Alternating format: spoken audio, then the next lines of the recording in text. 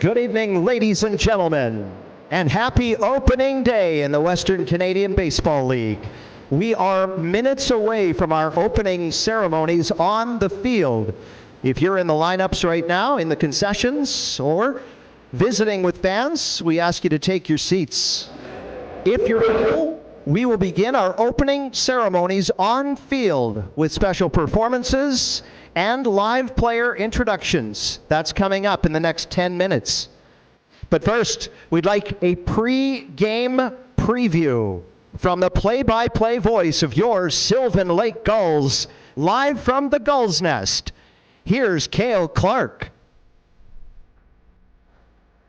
Thanks, Joe, and welcome back to Gulls Field Baseball, fans. It sure is great to be back. This pregame report is brought to you by Medicine River Oil Recyclers. It has been a long 285 days since the Sylvan Lake Gulls were back on this field in the championship final against the Regina Red Sox. Falling just shy of their first WCBL title, the Gulls are back and ready for redemption. The Gulls will see two returning players back in their lineup to start against the Okotoks Dawgs here tonight. Starting in the right field will be number 44, Michael Quick, who gave the Gulls great numbers in the postseason last year. And starting on the mound is a kid that came into his own over the years in number 37, Kai Rempel. Ladies and gentlemen, it is opening day between the Okotoks Dawgs and the Sylvan Lake Gulls. Grab a drink and your seat because first pitch of the 2026 season is coming up. Every hit of smoke on them county roads takes me back in time before she wasn't mine. Now she's like whiskey mixed up in my glass. Sometimes sure wish she didn't have to get gone so fast. Good evening, ladies and gentlemen. Welcome to Gulls Field at Pogattle Park. We would like to acknowledge that tonight's game is being hosted on Treaty 6 territory in Sylvan Lake, Alberta. This is the traditional meeting grounds, gathering place, and travel routes of the Cree, Saulteaux, Blackfoot, Métis, Dene, and Nakota Sioux. We acknowledge all the many First Nations, Métis, and Inuit, whose footsteps have marked these lands for centuries. Ladies and gentlemen, boys and girls, we now draw your attention down the third baseline in the outfield. Please welcome our honor guard from the Red Deer Remand Center and the Red Deer and District Pipe Band.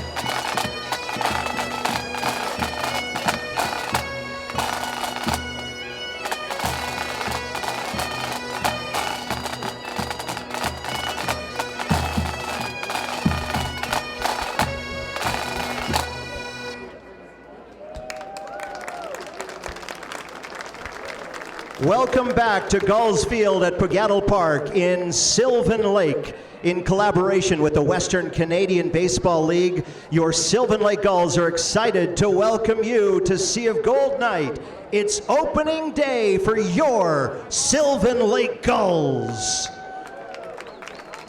Ladies and gentlemen, I'll draw your attention now near the pitcher's mound. We would like to extend a special thank you to the Red Deer Remand Center Honor Guard for joining us for our opening ceremonies and the kickoff to the 2026 season. Please welcome Correctional Officer Gunther, Correctional Officer Sana, and Correctional Officer Singbagby.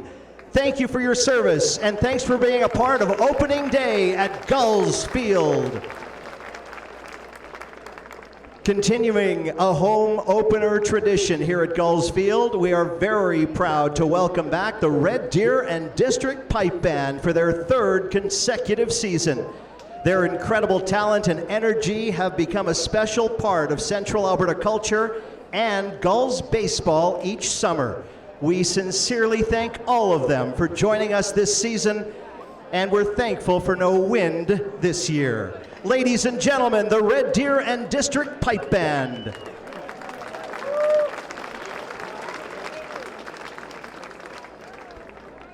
Ladies and gentlemen, it's now time to introduce you to the 2026 Sylvan Lake Gulls.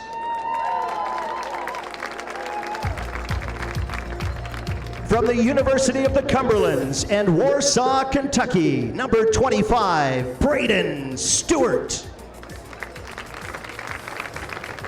From Patriot, Indiana, and University of the Cumberlands, number 9, Bryce Turner. From Maple Valley, Washington, and Gonzaga University, number 27, Bryson Leach. From American Fork, Utah, and Northwest Nazarene University, number 30, Coleman Perry. From Elk Grove, California, and Whitworth University, number 42, Dominic Giusti. From Denver, Colorado, and Whitworth University, number 32, Dylan Huntsman. From Vancouver, BC, and the University of British Columbia, number 20, Dylan Meitner.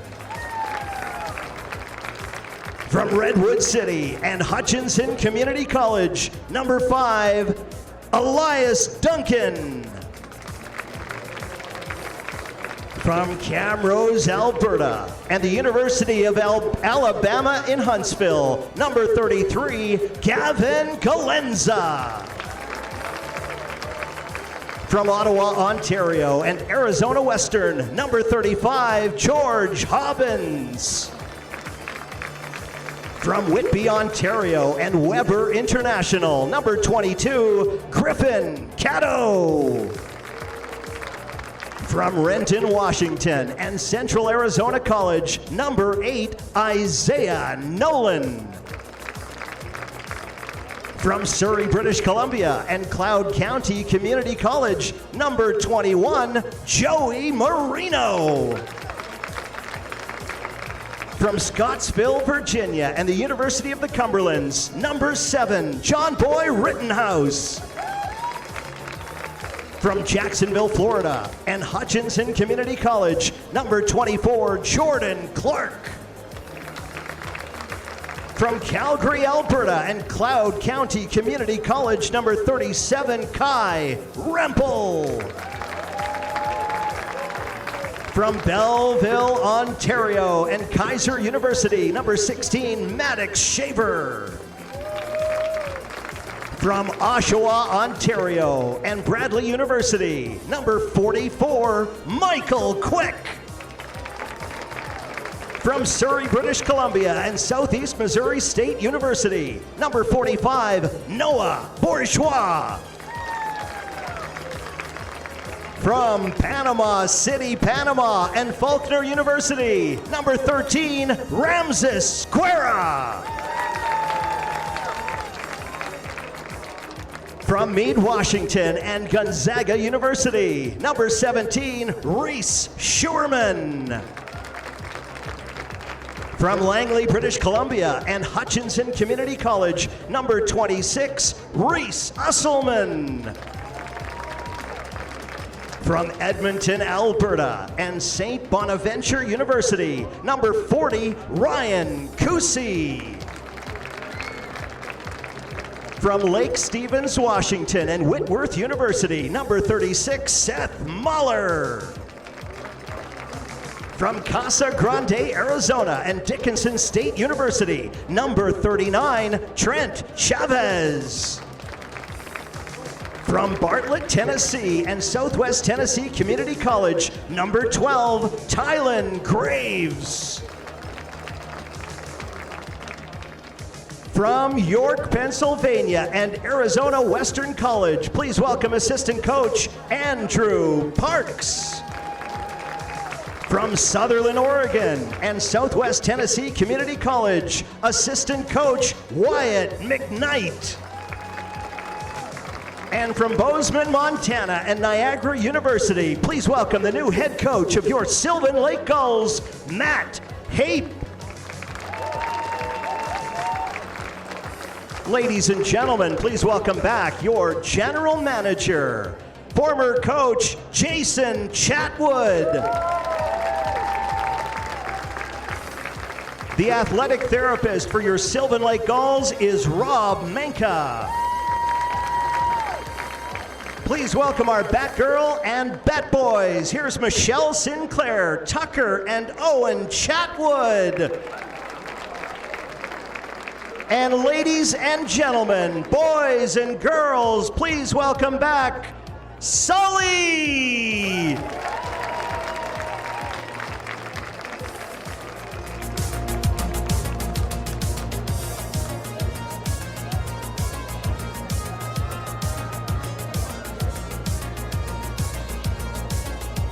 Ladies and gentlemen, I now draw your attention to the left side of home plate for our first check presentation of the season. As we welcome volunteers and staff from the Gulls Give Foundation, please welcome Executive Director Marnie McMahon, along with volunteers, board members, and staff, along with Courtney Ukrainitz, the Executive Director of the Canadian Mental Health Association for Central Alberta. Tonight, as we celebrate our Sea of Gold home opener, we recognize that May is Mental Health Awareness Month. The Gulls are proud to highlight the vital work of the CMHA. For more than 100 years, the Canadian Mental Health Association has worked nationwide to promote mental health, support recovery, and reduce stigma through advocacy, education, and community-based programs. Here in Central Alberta, the Red Deer branch plays a vital role by providing mental health education, peer support, outreach services, and resources that help individuals and families access the care they need that's close to home. On behalf of the Gulls Give Foundation, we're pleased to begin this summer's community initiatives by presenting a donation and check tonight in the amount of $5,000 to the Canadian Mental Health Association. Tonight, those volunteers on the field and more who are in the stands right now will be helping sell 50/50 tickets to raise even more money. Thank you to our amazing volunteers from the CMHA. Look for them in their blue Parallax Energy vests tonight and grab a 50/50 ticket to help support great causes in our community on behalf of the Gulls Give Foundation this season. Before our first pitch and starting lineups, let's meet the game day host for your Sylvan Lake Gulls. It's become a staple to hear Wally's voice at the ballpark each year. He lives and works here.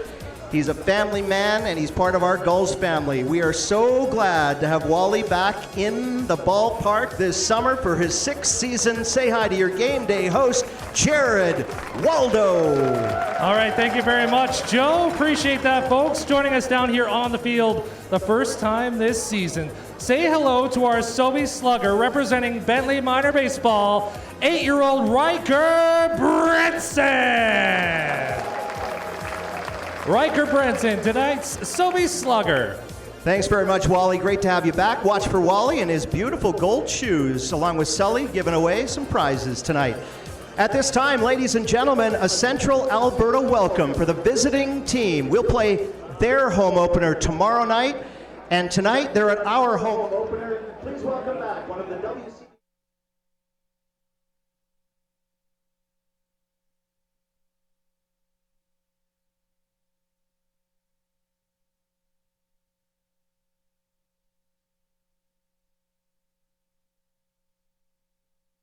Summer lingers in the air, in the sound, open skies, worn boots. One more night before it's gone. Gulls summer send-off.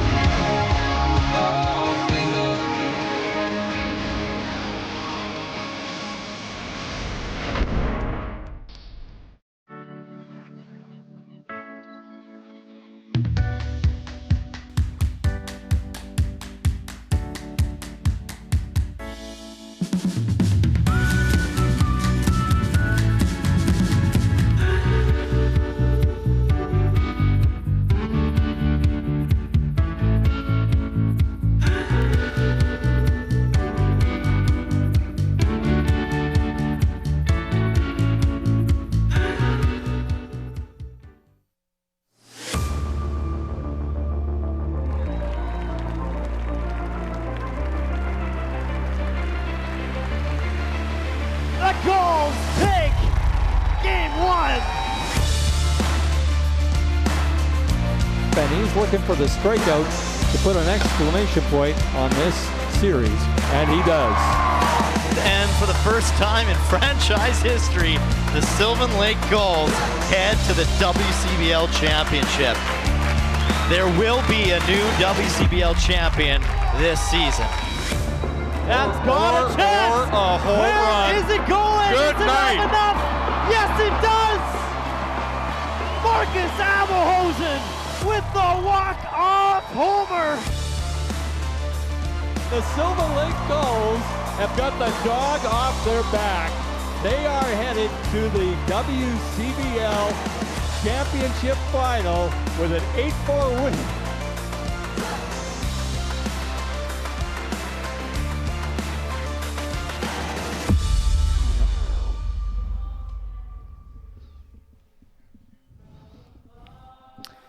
Well, the snow is melted, the sun is shining, the players are on the field, and there's fans in the stands. That means one thing. Baseball is officially back here in Sylvan Lake, Alberta, Canada. Good evening, ladies and gentlemen. It is so great to be back at the ballpark here in Sylvan Lake, up in the Gulls Nest. I'm Cale Clark, and joining me for the very first time in Gulls history on the Gulls broadcast is my friend and good buddy, Scott Stimpson, joining us here tonight to, take in the opening day game between the Okotoks Dawgs and the Sylvan Lake Gulls. And Scott, I know you're no stranger to Central Alberta and no stranger to the WCBL, but the Okotoks Dawgs, a good team any given year, and another year where they're looking to chase a championship. But meanwhile, Sylvan Lake Gulls, it was 285 days when they were in that championship final against the Regina Red Sox, looking to get a little bit of that redemption. What can we expect here tonight? Well, if there's one thing that's the Okotoks Dawgs are, like you said, perennial contenders for the championship. And I think tonight we're going to see how that starts. Obviously, it's game one of the season. And the Gulls, like you mentioned, they're a solid team as well. They have been since day one here in Sylvan Lake in the last 5-6 years. So we'll see what they can do if they're able to get back into that championship final, which is going to be obviously later on in the season in August. But we'll see. It all starts tonight with game one. How do you get there? Yeah, absolutely. It all starts with the first game. You got to get through it first. And it, of course, is the Fortis Alberta opening weekend in the WCBL. Across the board, lots of games going on tonight. But here in Sylvan Lake, the opening ceremonies, you can hear the bagpipers and you can see the players wearing all white, looking sharp as always. Now, the Sylvan Lake Gulls coming into tonight, since the summer of 2022 are 11-25 against the Okotoks Dawgs. However, they finally got the dog off their back in the postseason last year, sweeping the Dawgs for the very first time, getting past them in the playoffs, going 7-3 and 8-4 in those 2 games over the Dawgs. But like we mentioned, the Dawgs with a lot of talent coming back this year. Sylvan Lake also got some returning guys. Sylvan Lake's going to see 12 returning players this season. Meanwhile, the Okotoks Dawgs themselves have 10 returning guys, and majority of those returning guys, 6 of the 10, are going to be playing in the lineup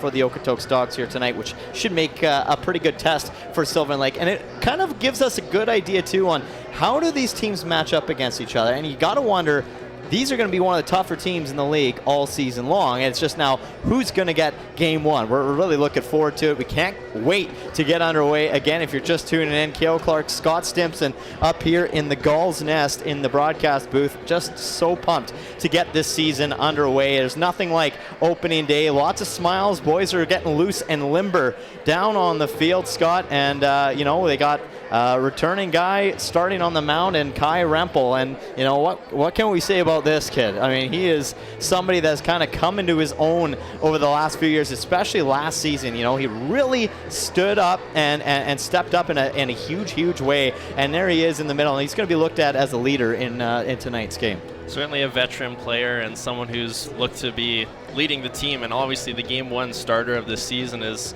someone who you're going to turn to time and time again, especially as the season wears on. Obviously, looking at the stats, clean slate to start the season, but we'll see how many zeros can stay on the board there. The ERA was definitely one that you'd like to stay a lot lower than the other columns, maybe. Yeah, absolutely. And you know what? He had 4 starts last year, 22 innings pitched. He gave up 28 hits, 18 strikeouts. He was 1-0 in the win-loss record and 5.31 ERA. So, definitely there's room for improvement. Absolutely. But, as the season went on last year, you could just see the confidence in this kid get better and better and better. And then postseason action, he was looked at heavily in the playoffs as well for the Sylvan Lake Gulls. So Kai Rempel, going to be a big character and big guy to look up to this year as he leads the charge out on the field, and they break up and they'll head to the mound to take the field for the first time in the summer 2026 season. Going to be a lot of fun to see what he has to show. And you know what? This is who he's going to face. And we talked about 6 of those 10 returning players. And Scott, I'll let you take this away. You got Aiden Krause leading off today, playing center field. Ricardo Sanchez, feel like we've heard his name for years. Many years. So shortstop, batting second. Cal Gates third. The right fielder, Leo Cote, and hitting in the 4th spot, third base. And then at second base, Connor Krausen hitting 5th. Jaden Lusk, the DH tonight, hitting 6th. Nash Crowell, the first baseman, hitting 7th. Lachlan Maud, the catcher, is hitting 8th. And then rounding out the lineup is Landon Kaufman in right field.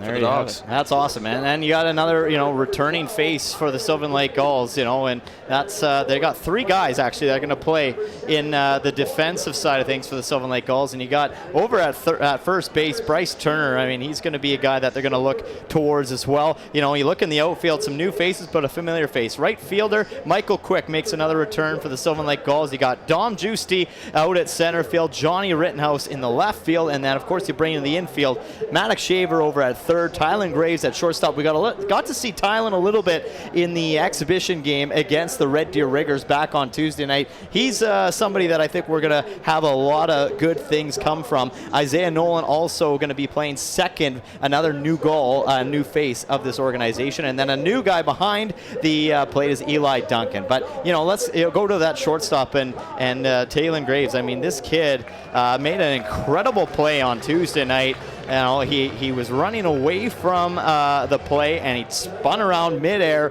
one-hopped it to first in time to get the out. So really excited to see what this team's got. Every year it's something new. There's always some new pieces in there, and now we get to see, okay, where do these pieces fit? And for the Sylvan Lake Gulls, after a very heartbreaking season ending last year against the Regina Red Sox, we'll have a chance to redo it all over again here tonight. Here comes the first pitch, and it's in there, painting the corner for a called strike from Kai Rempel. And first batter he's going to face, as you mentioned earlier on, Scott, is Aiden Krause. 0-1. He's quickly up 0-2 with another fastball, 88 miles per hour, hitting the radar gun there. Certainly how you want to start the game off. 2 strikes right away. We'll see if he can wrap it up right now. 100%. I mean, you're leading, you got to feel so confident and good when you're up in the count this early on in your first batter that you're facing, and that one is fouled all the way back and into the crowd. Look out, and that lands harmlessly on the berm, a right field berm that is. Great to have you tuning in. We got Jeff Chipley, I believe, behind home plate. Rob Allen over at first, and we're just waiting on confirmation from our third base umpire. We'll get that to you in just a moment. And why not start the game with a strikeout for Kai Rempel? Welcome back to Sylvan Lake. Picking up right where he left off. 4 pitches, all strikes.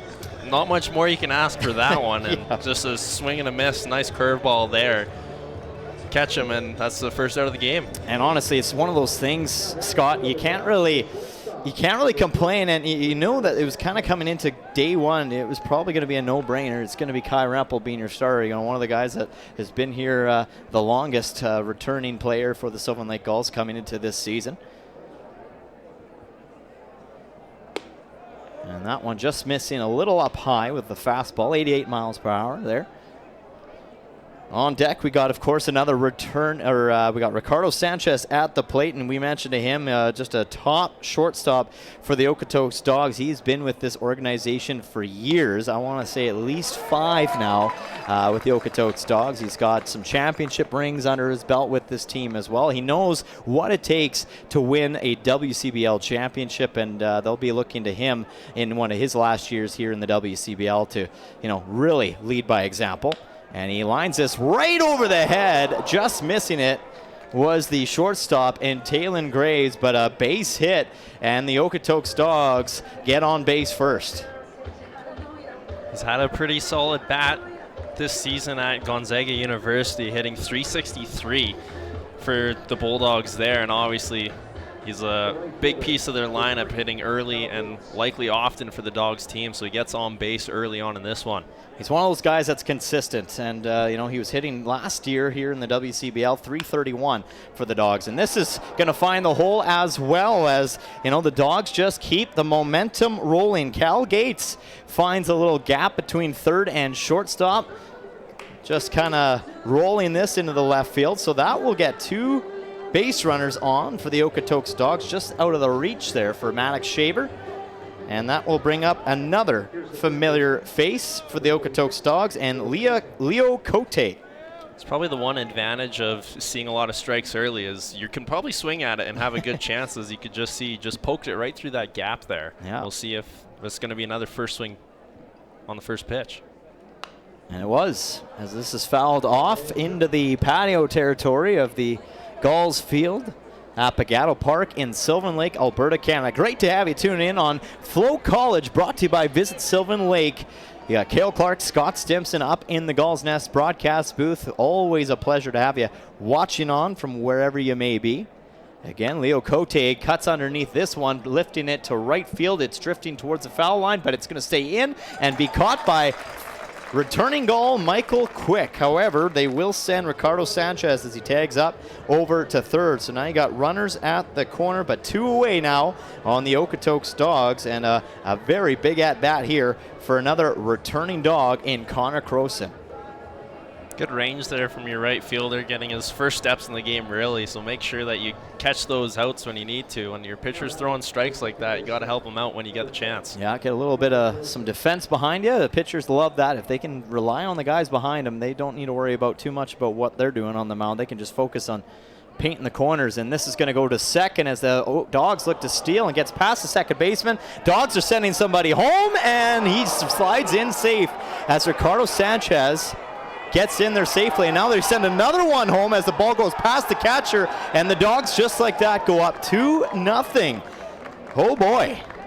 And that's what the Dogs will do to you. You make a little error, a little mistake in the catching category, and a great cover there by Tylen Graves, tries to get it home, but unfortunately for the catcher and Eli Duncan, just couldn't find it. It went past his mitt, then he had a little bit of a tough time finding where the ball went, and that allowed the Cal Gates to come all the way around and score. So Ricardo Sanchez, and then of course that's a missed opportunity there from Isaiah Nolan, as he couldn't quite get that original pass from the catcher and Eli Duncan. So just a little bit of a misfortune there, and the Dawgs go up 2-0 just like that. A stolen base that turns into 2 runs. It's a game of inches. Usually you're talking about the plate with it, but just throws just being off the mark, not quite making the catches. And like you said, it's proved to be a difference early in this one, but it is early. It's a long game too, so not a whole lot to worry about just yet for the Gulls fans. Absolutely. Just now 2 away. We're in the top half of the first inning. Kai Rempel on the mound, and he's quickly brought the count to even, 2-2 on Croson, and he slides this one in there just low for ball 3. Full count now. And this is a big at bat. And this is how the Gulls, you settle down. You get this out, you settle things, you reset things, you go to the dugout, and you get on the bats. Rempel with a hard 87-mile-per-hour fastball on the outside, and has Croson chasing it. He's trying to fight that one off, stay alive, and keep the at-bat going and try to get on base to keep what's now a 2-0 game, try to keep it rolling for the Dawgs.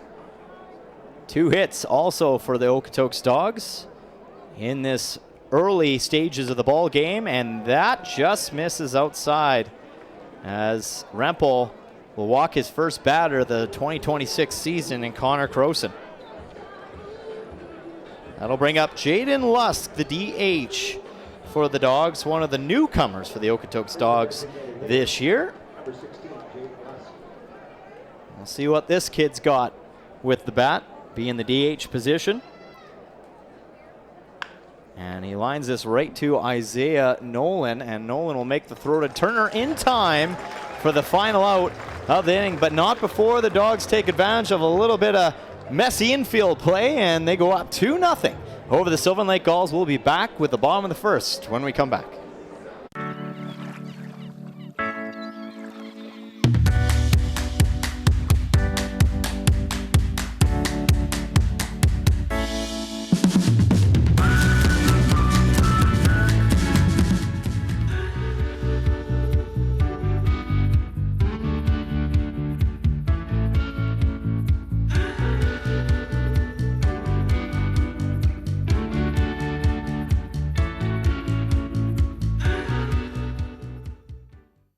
Summer lingers in the air, in the sound, open skies, worn boots, one more night before it's gone.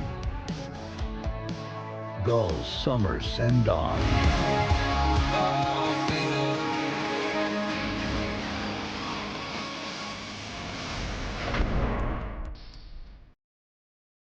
Welcome back to Gulls Baseball on FloCollege, brought to you by Visit Sylvan Lake. Cale Clark here with Scott Stimson up in the Gulls nest. Now we take a look at your starting pitcher for the Okotoks Dawgs, and it's going to be a newcomer, a new face, number 24, Joe McBride from Everett, Washington, and he goes to the Campbellsville University. And, I'm sure they're going to be looking from some big numbers from him this season. Yeah, he's had some pretty good numbers so far with Campbellsville Tigers, having a 3.63 ERA, 5-7 record in 13 games all started. As we're going to take a look at who he's going to face here against the Sylvan Lake Gulls, it's going to be Joey Marino, hitting lead off for the designated hitter. Michael Quick second, the right fielder. Tylen Graves third.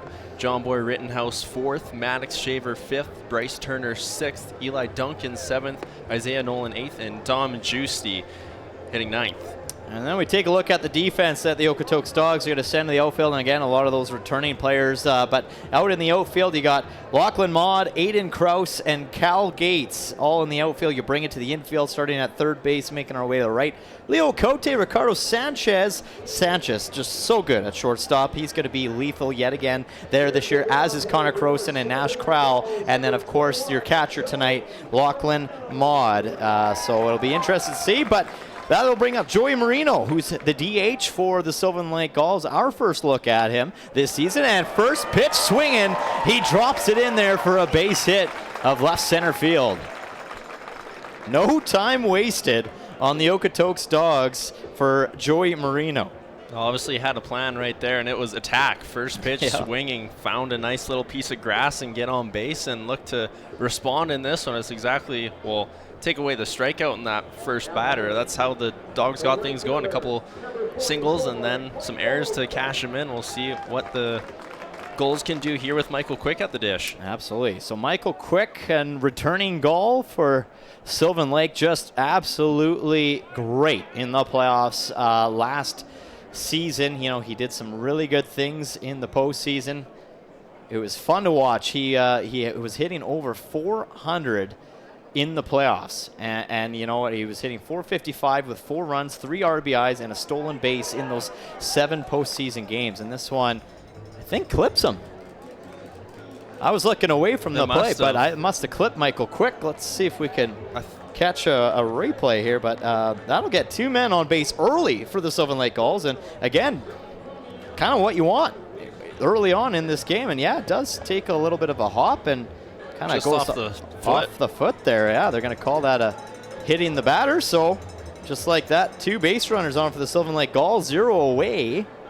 The 1 hit, and that'll bring up Tylen Graves, the shortstop for Sylvan Lake. We got a little bit of a taste, Sylvan Lake, what they got to do, and he takes a swing at the first pitch scene, another swing right off the get-go, and that is caught right at the fence. And again, that goes to show these veteran guys for the Okotoks Dawgs how good they're going to be for Okotoks this year. And that is, of course, Nash Crowell, making the catch right at the screen. Look at this. Wow. That is not an easy play to make, as you're coming up on a little bit of a wall at your waist height, and then B, the screen, which if it touches that screen, it's no longer in play. But obviously he got to it first and records the first out for the Dawgs here tonight. Johnny Rittenhouse now at the plate as he takes the first pitch for a ball. Rittenhouse, he's from Scottsville, and he goes to the University of Cumberland.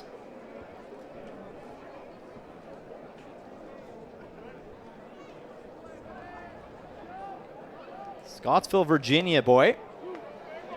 Quickly up in the count, 2-0. Still got base runners over at first and second. Joey Marino single on the first pitch swinging, and then Michael Quick being hit by a pitch. Johnny Rittenhouse looking to potentially drive in the first run for the Sylvan Lake Gulls of the summer 2026 season. Looking at his college stats with the University of Cumberland, it's a guy who can do that. 75 runs batted in, 16 home runs, hits .392. Wow. That's just what you want in this position, and that's why he's hitting in the cleanup spot. Those are pretty good numbers. Walk there. And the ball gets kind of past the catcher there on the ball, and he takes the walk. So bases loaded early on for the Sylvan Lake Gulls with only 1 away.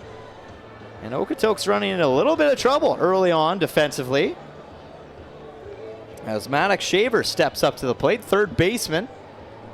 And it's now, if you're Joe McBride on the mound, just you got to take a couple deep breaths here.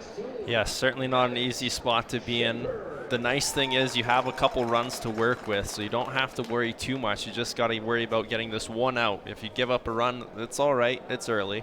Yeah, I mean, at least Okotoks and this pitcher and McBride playing with a little bit of a lead right now as well might help a little bit, knowing that, okay, we got a cushion to deal with here, but at the same time, you still got to settle in and throw some strikes. Exactly, yep.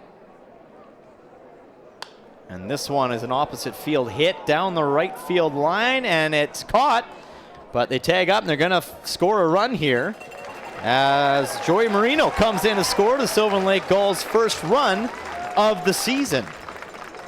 Nice little sacrifice fly, just get it deep enough for people to move, and everyone advanced on that play there as it was getting within the last few feet of fair territory there in right field. So sacrifice fly out RBI for Maddox Shaver. That will bring up returning goal Bryce Turner, who on the first pitch of the exhibition game against the Red Deer Riggers on Tuesday night drilled it over the fence, and he takes a huge cut at that first pitch, and it pops straight up in the air, and it's going to be a no-brainer for Nash Crowell to settle underneath of it and make the catch for the third out. So 2 runners stranded for the Sylvan Lake Gulls, but they do get the 1 run to break this score in half, the lead in half, I should say, and it's Dawgs up 2-1 when we head to the top of 2 next.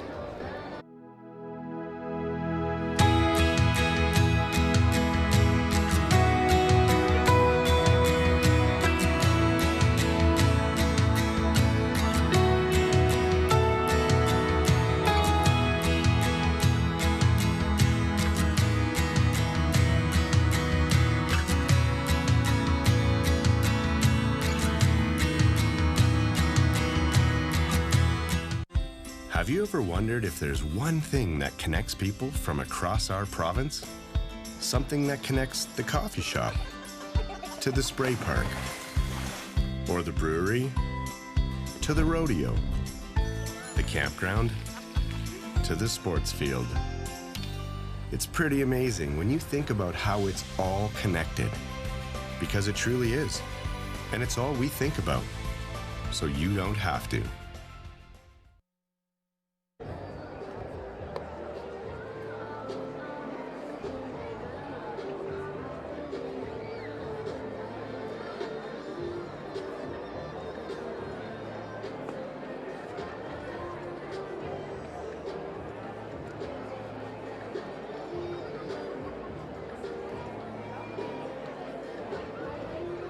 Well, Scott, you couldn't ask for a better opening day here in Sylvan Lake, Alberta, Canada. Absolutely gorgeous night, and the fans showed up here today as well. Absolutely great crowd we got ourselves here tonight, as it is the Sea of Gold home opener for the Sylvan Lake Gulls, and we already got some runs scored after 1 inning of play. It's 2-1 Okotoks, but what about that crowd? You could just hear the buzz up here, can't you? Yeah, it's like it is. You could show up any given night pretty well, and it's going to be a sold out, pretty close to sold out crowd. And tonight is one of those nights, first game of the season, and they're showing up, and the boys have given them 1 run to cheer about so far. We'll see if they can get a little defensive pop from the crowd here in this second inning. 100%. You know, we got the 1 hit for the Sylvan Lake Gulls in that first inning. The Dawgs had 2 hits, and then, of course, taking advantage on a little bit of some infield error to score the 2 runs. But yeah, honestly, other than that 1 play, I really have liked what the Sylvan Lake Gulls have done defensively and even offensively. You know, they're not afraid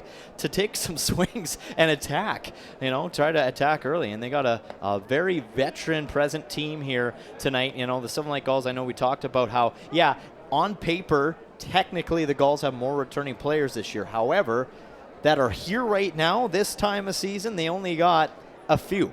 And meanwhile, this is grounded right to Graves as he makes the throw over to Turner. No problem there, and it's 1 away on Nash Crowell. And that's another thing that I really like to talk about is our shortstops in past years have been flawless. And again, we get another great shortstop play there by Tyler Graves, who just looks like he's been here for years, makes that play look easy. And, you know, Sylvan Lake have been very lucky in their scout, and I wouldn't maybe even say lucky. It could be just the scouting process has been so solid that they have filled that hole well every single year. And so far, I'm liking what I'm seeing from Tylen Graves. It's a very important position. You see a lot of balls go that way with being a heavy right-hand hitters, so you get a lot of action there. And he looked calm, cool, collected. Make sure he made that catch and a nice, easy throw to first and get it out in time. So it's good to see that there's a steady hand there. It looks to be this season. Absolutely. 2-0 the count to Lachlan Maud, the catcher for Okotoks. And he fouls this one off. 2-1. Lachlan Maud comes from Toronto, Ontario, goes to the University of New Mexico. He's taken on Kai Rempel, who's starting on the mound for the Sylvan Lake Gulls, the local Calgary boy. And this is grounded right to, again, Tylen Graves makes the throw on the run. No problem. Connects perfectly with Bryce Turner, quickly 2-way, thanks to Tylen Graves. Yeah, Tylen Graves showing off that glove and that arm of his, making that look nice and easy, just a couple steps in, casual catch and just throw it right over to first base. And we're 2 away here, 2 up, 2 down. He can sure rip a ball, and we're getting some great preview from what we can maybe expect from number 12 of the Sylvan Lake Gulls. That'll bring up Landon Kaufman, another returning Okotoks Dawgs. I think what I was trying to say before I kind of cut myself off there was the Okotoks Dawgs have 6 returning players playing in this game alone. Meanwhile, Sylvan Lake with only 3. So they got a little bit more of that, I guess, experience per se in the WCBL with this organization. And quickly up is 0-2 for Kai Rempel on Landon Kaufman, the returning Okotoks Dawg. That one missing up high. Let's take a look at Kaufman's numbers from last year. He was hitting .211 last season in 19 at-bats. He had 4 hits, 3 RBIs, and came around to score 4 times.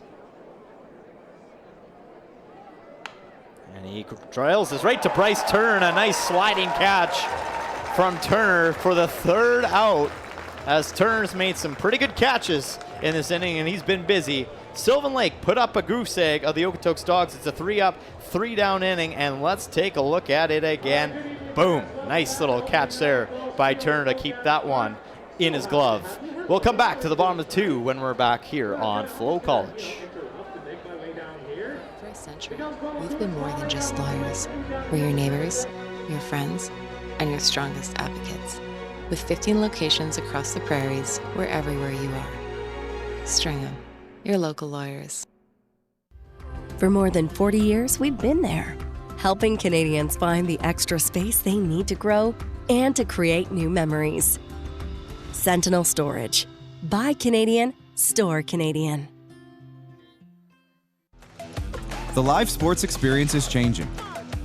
Teams and facilities are under pressure to provide online and in-venue entertainment. IKS Live has the right team to deliver. We provide service across North America and produce the best fan experience, in the seats or streaming to you.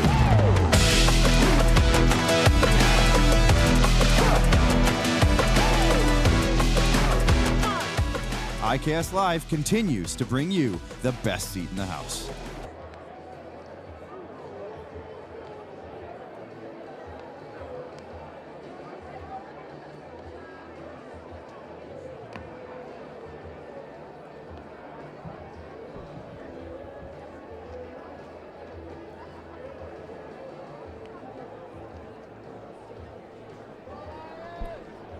Bottom of 2 here at Gulls Field. It's a 2-1 Okotoks Dawgs lead over the Sylvan Lake Gulls. Great to have you tuning in on FloCollege, brought to you by Visit Sylvan Lake. Cale Clark here with Scott Stimson, and we've had a little bit of everything so far as the Sylvan Lake Gulls just down 1 run, 1 hit.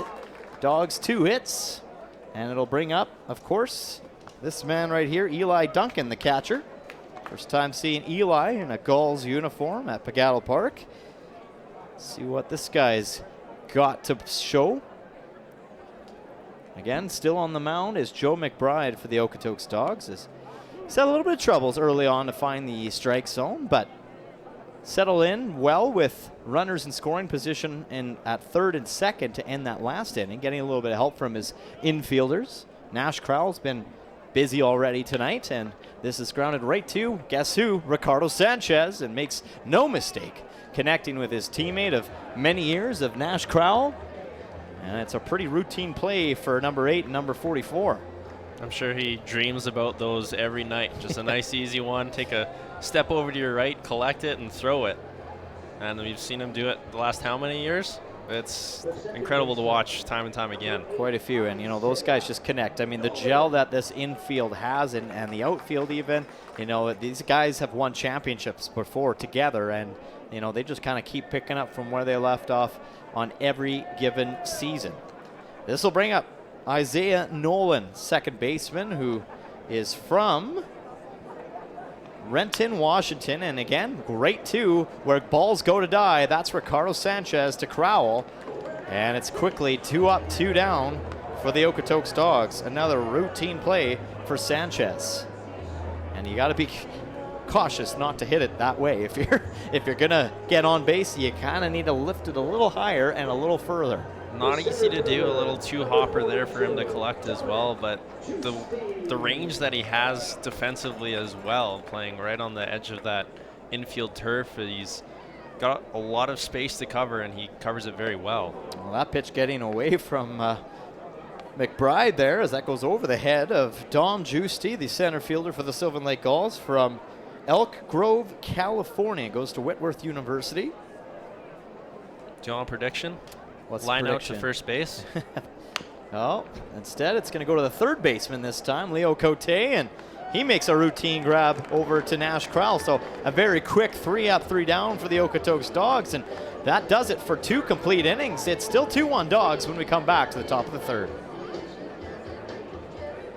For over a century, we've been more than just lawyers. We're your neighbors, your friends, and your strongest advocates. With 15 locations across the prairies, we're everywhere you are. Stringham, your local lawyers. Yo, that's the one. You going? Yes. Can I join you guys? All right, let's go.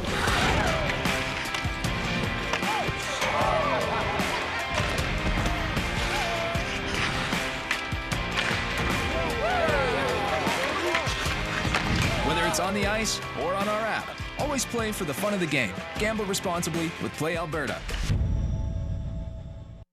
Tickets, we'll make that draw coming up a little later on tonight on behalf of the Gulls Get Foundation and Parallax Energy. Well, there's been some changes, of course, for the Sylvan Lake Gulls in the offseason. Not only have we seen some new faces, but some old ones as well, and he must have heard that he's going to be on camera because he's walking away from us. But there is the new bench boss for the Sylvan Lake Gulls this season in Matt Hape, and it's great to see him back for another season. Him and Wyatt McKnight, both coaches for the Sylvan Lake Gulls in previous years. They've been here since day one. This is their 6th season, but this is his first as the bench boss with Coach Jason Chatwood now sitting out, but Chatwood still being in the picture, still a general manager for this Sylvan Lake Gulls team, helping the scouting process.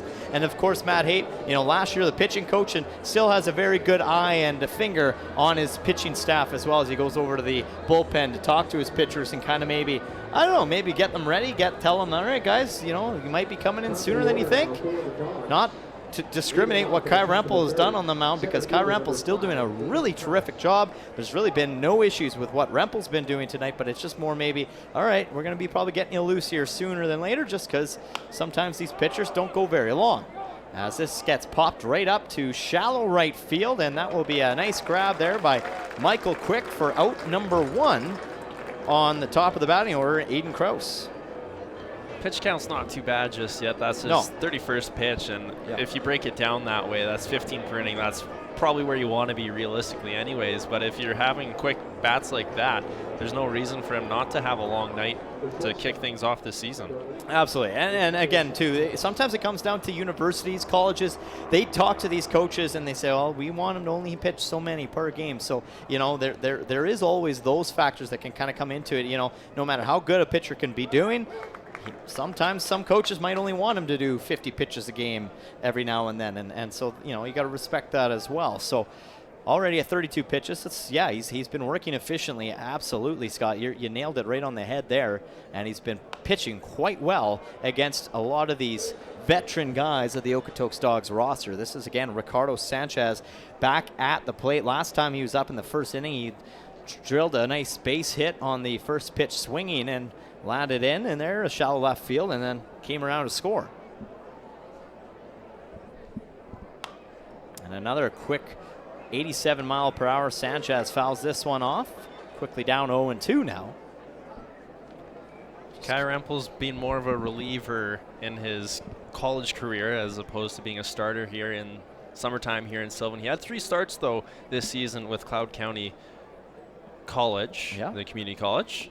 And he's got Sanchez swinging there, but a drop there by the catcher makes the throw over to first, and that's in time. Strikeout to Ricardo Sanchez.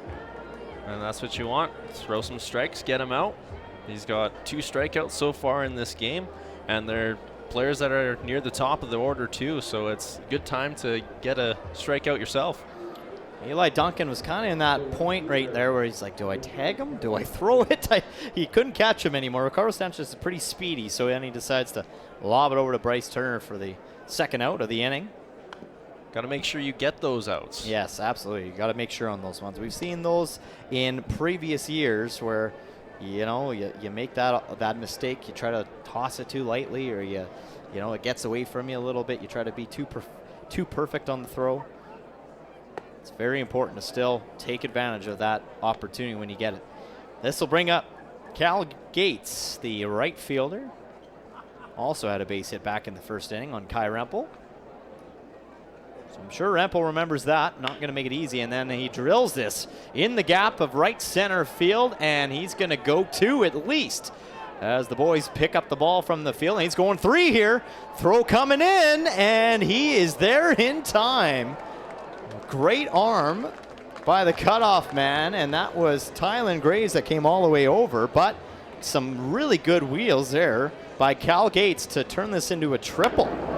You could see him just as he was rounding between first and second. It didn't look like he was going to let up, and he came in hot at second base and went all the way to third. Make sure you slide in and stay holding the bag, because that could have been an easy out there, and you do all that work for nothing. But good for him to hang on for dear life onto that third base bag and look to get a run batted in here. And that's sometimes what you can see from these guys with the infield turf. You know, you gotta start out your slide a little bit earlier than maybe normal, you know, infield dirt and things like that. And so he did it quite well there, making a good job and adjustment. This will bring up Leo Cote, returning Okotoks dog.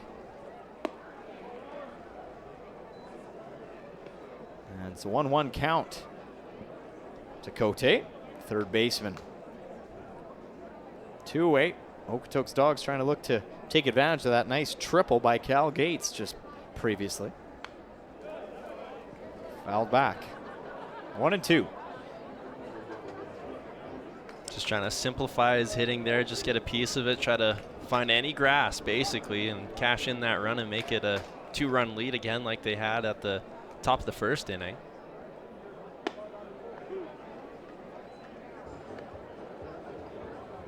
As a pitcher there, you can kind of work the count as well, try to get him to chase, get a quick little easy out there, but obviously you got to have a little patience in the box as well, and that's what's being showcased here by the Dawgs.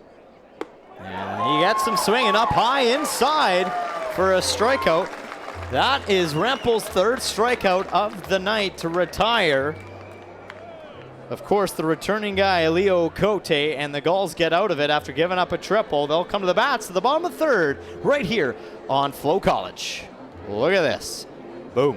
Fantastic night at the ballpark. Happy opening day to those of you who celebrate. Hey baseball fans, make sure to stay up to date with your favorite teams across the league by subscribing to the WCBL YouTube channel right now. We have tons of free coverage for you over there, including daily highlights, full archived game broadcasts, daily game day previews, plus the WCBL report with myself and Joe McFarland every Wednesday. It's all in one.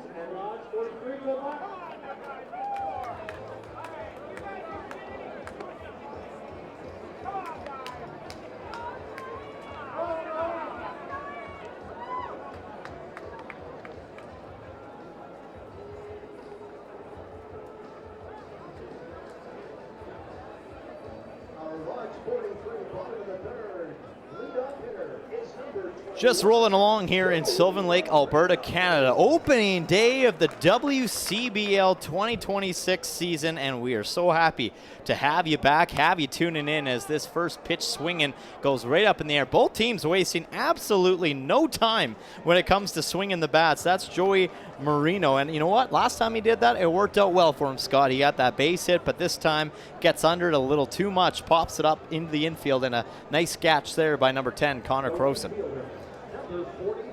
He hasn't seen many pitches, just two in his two at-bats, so he's looking for a quick attack and We'll see Michael Quick now at the dish. Absolutely. You know, it's kind of funny. Both pitchers working efficiently as well with the way these guys are the batters that are swinging. I mean, it's making it pretty quick turnarounds for these pitchers as well. So Michael Quick takes that first pitch in for a called strike.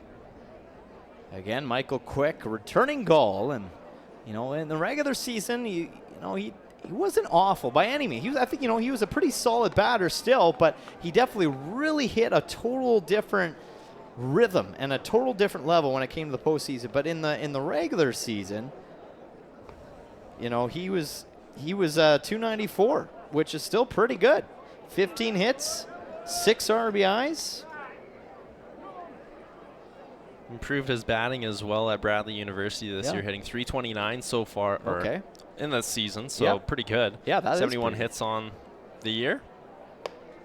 31 runs batted in as well to his name, so cashing in offensively as well, and 18 stolen bases. So Michael Quick is quick on the bases. Yeah, he sure is, and we saw that quickness in the postseason when he stole a base, and that stolen base was actually what helped win a playoff game. It's a steal at home, and he's going to go down to first base for a walk. So far, on base percentage, 100%. It's pretty good. Whether it's a hit, this time he gets the walk. He doesn't get hit by a pitch to get that walk. He luckily didn't have to feel any pain to get down there this time around. Oh, that last one probably didn't hurt him too much. It just clipped his foot in the last at bat. This will bring up Tyler Graves, who, wow, he took a real hard cut at that one, didn't he? Almost spun right out of his shoes. He's going to have to reset here and get back into the batter's box. He's got some pop in his bat. 17 home runs this year with Southwest Tennessee Community College, so he's got some life in that bat. He drove in 74 runs as well, hitting .344. A local Tennessee kid too, so kind of nice for him to play, college ball and university ball close to home. I'm sure he loves to be kind of.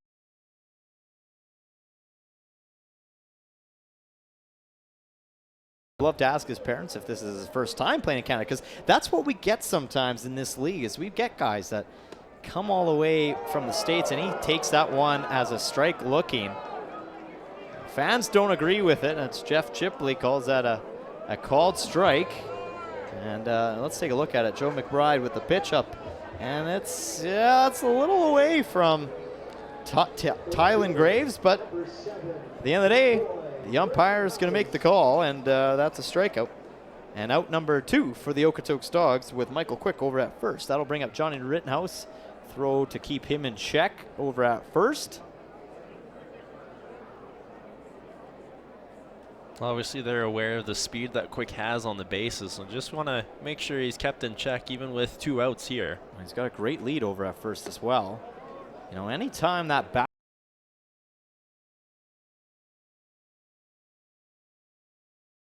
chance at maybe going 2. And with that, too, kind of a mental game with the pitcher, because now he's got to absolutely locate. You can't have any pass balls here. And it looks like Joe McBride's not worrying too much about it. Paints the corner there with Johnny Rittenhouse.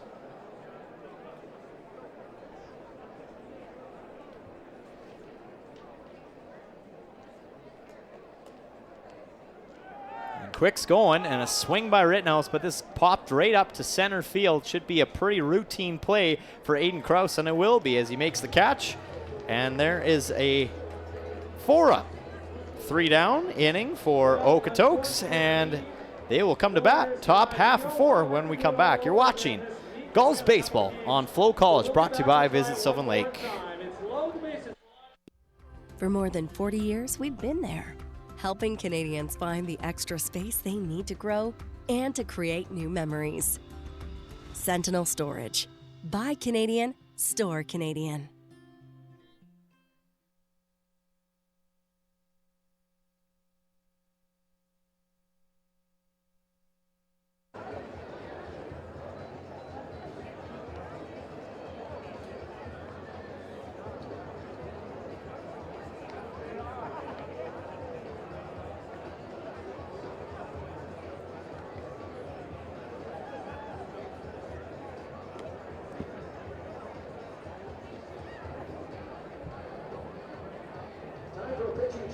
brought to you by Play Alberta. Fans, shake things up. Play Alberta offers 3 ways to play in one app: casino, sports, and lottery. Play Alberta, our sponsor of the Pitchers Change. Ladies and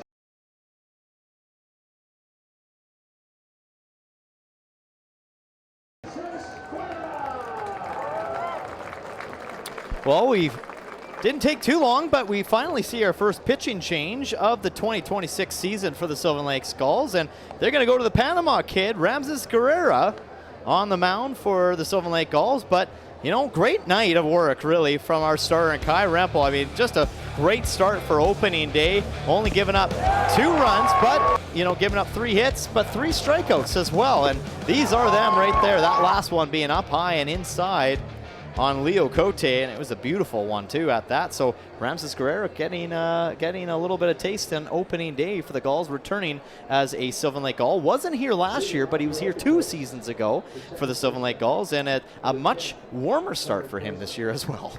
Yeah, no doubt. It's looking to be a good one for him. He's 5-1 this season with Faulkner University. Hitters are only hitting .236 against him. He's got a 4.66 ERA and 13 appearances at Faulkner. So we'll see what he can do here and pick up where Kai Rempel left off. He had a strikeout to start the game and a strikeout to end his night, so it kind of bookend to start his season. Great to see him back in white for the Sylvan Lake Gulls. And he can throw him. That one just missing outside that first pitch. Second one will be greeted with a hit out to the outfield and just off the tip of the glove of Dom Giusti. Couldn't quite haul it in. The outfielders have been tested here tonight, and he's going to 3. And a good cover there by Ramses Guerrero as that gets past the third baseman of Maddox Shaver, and it's going to be a triple for Connor Croson. Second triple of the game, and you just see Giusti out there just missing that one. He was stretching for it, and you don't want to leave your feet and really give up an inside the park home run there either. So keep it in play, get it back to the infield, and got a leadoff triple to start things off here in the 4th inning. So Ramses Guerrero kind of started with a triple, introduced not very kindly by this Okotoks Dawgs team. That'll bring up Jaden Lusk, the DH, who round out to second baseman, Isaiah Nolan.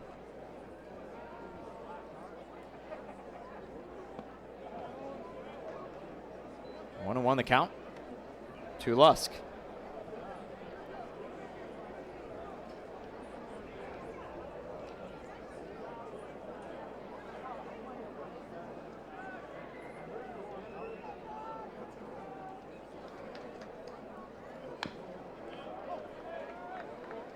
So 4 hits now for the Okotoks Dawgs in opening day of the first 3 and just over 3 innings played. And 2 of them being, as you mentioned, Scott, those big ones, triples, making it pretty tricky for those outfielders, just hitting them deep enough to just get them over the head.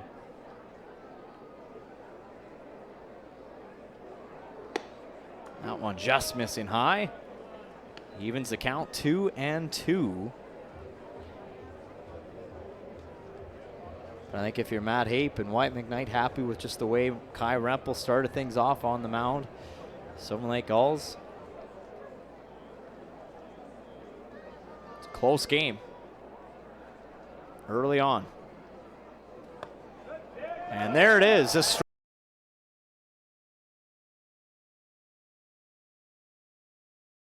Into this game, greeted with a harsh triple, but then you come back and you strike out the next batter, and that was a great pitch there on Jaden Lusk. A little movement on that one, catch the outside part of the plate. Nice job there by Garrett to have that control and not worry about what's on third base. You can take care of business with the batters you're facing right now and strike them out, especially a look, and that's going to feel real good for him tonight.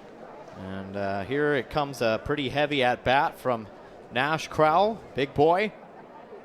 And he fouls this off the bat and back to the screen.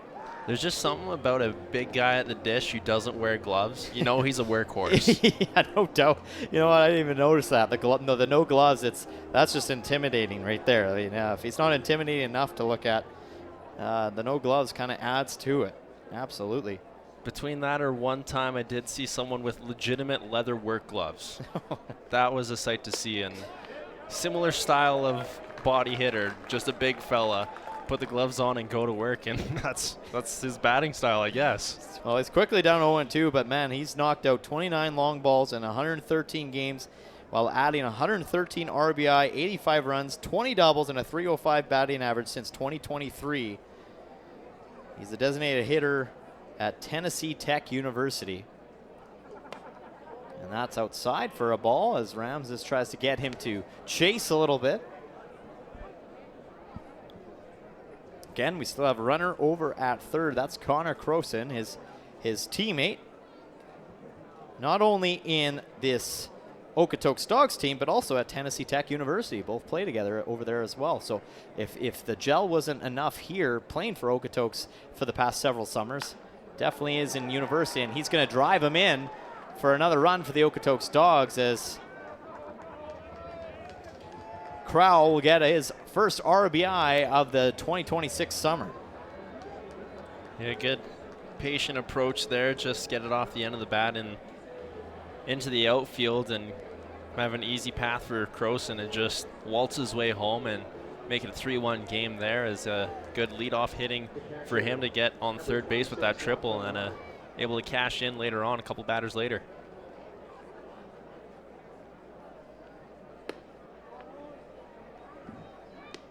So not much more action going on in either bullpen right now. So I would think maybe we will see Joe McBride back out for another inning of work. And yeah, it's pretty chill right now in the Dawgs bullpen, as you can see there on your screens at home. Just starting to get loose out there. Just getting loose. Nothing serious. Enjoying the rays, even though the sun kind of went behind a pretty big cloud right now. But still very warm here in Sylvan Lake, Alberta, Canada. I want to say what was the weather, Calvin, on the screen? I think he had it in, at the pregame show there. It was reading about, what, 27 degrees Celsius or so? So, yeah, I mean, there's been worse days. Certainly a good way to kick off the baseball season. Nice sunny day, and now your fans get a little bit of reprieve from the sun as they don't want to get a burn on the first night of the season. Oh, exactly, right? Well, that's a walk to Lachlan Maud. So the Sylvan Lake Gulls having a little bit of troubles here in the fourth inning with only one away, two runners on base, a run already scored. You can also see on your screen some confetti on the screen as some confetti guns were popped off to start this 2026 season here at Pagato Park. Probably a good thing you didn't get yours off. It might be hanging in our way in the match. Yeah, we might not be able to see the game. I'm kind of waiting for a good opportunity to pop it off, because if I go back to ownership with this still non-pop, they might wonder what the heck I was doing. As this ball is caught in the left field by Johnny Rittenhouse. So a great catch there from your outfielder, bailing your pitcher out a little bit. And yeah, like I said, just a beautiful day and a beautiful evening at the ballpark on this Thursday night in central Alberta, Canada. Nice Shorts, night to bring your t-shirts. blanket out, stretch out, catch a couple evening rays. Yeah, like kind of picnic style in a way, you know, just unreal. What a great day here at the ballpark, and great attendance too for opening night. I think we ran into the COO of the Sylvan Lake Gulls, Akil Samuel, before the game, and he mentioned about 1,700 expected fans to be in attendance here, and that's pretty much basically a sellout, if you ask me, for Sylvan Lake. Can't fit a whole lot more people here in this ballpark currently. And this is lined out to the left field, and it's going to drop for another base hit and another run scored as Nash Crowell crosses the plate.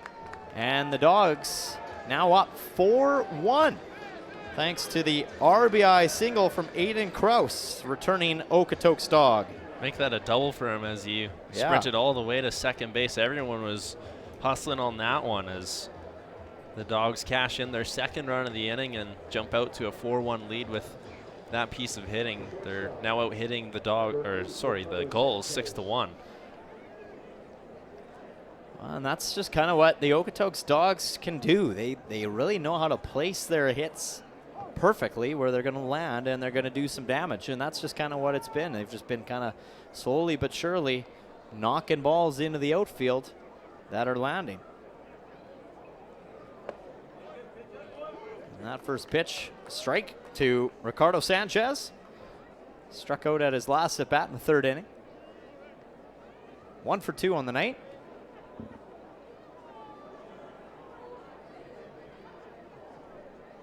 Runners at 3rd and 2nd.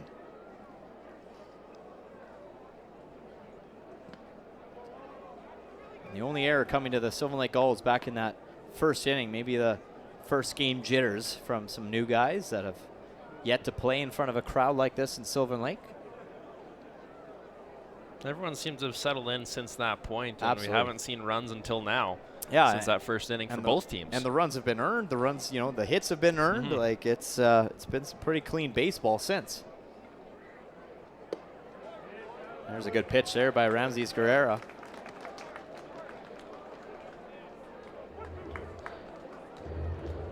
Look to close out the inning the way he got his first out. Caught Jaden Lusk looking at it. He's got a chance to do it right here on Ricardo Sanchez. It's a tough out.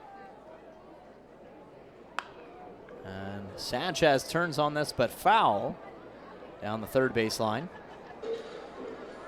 Not far enough for me to be worried about my car. Yeah. That's what you'll now that this is your first time, Scott, being at Sylvan Lake.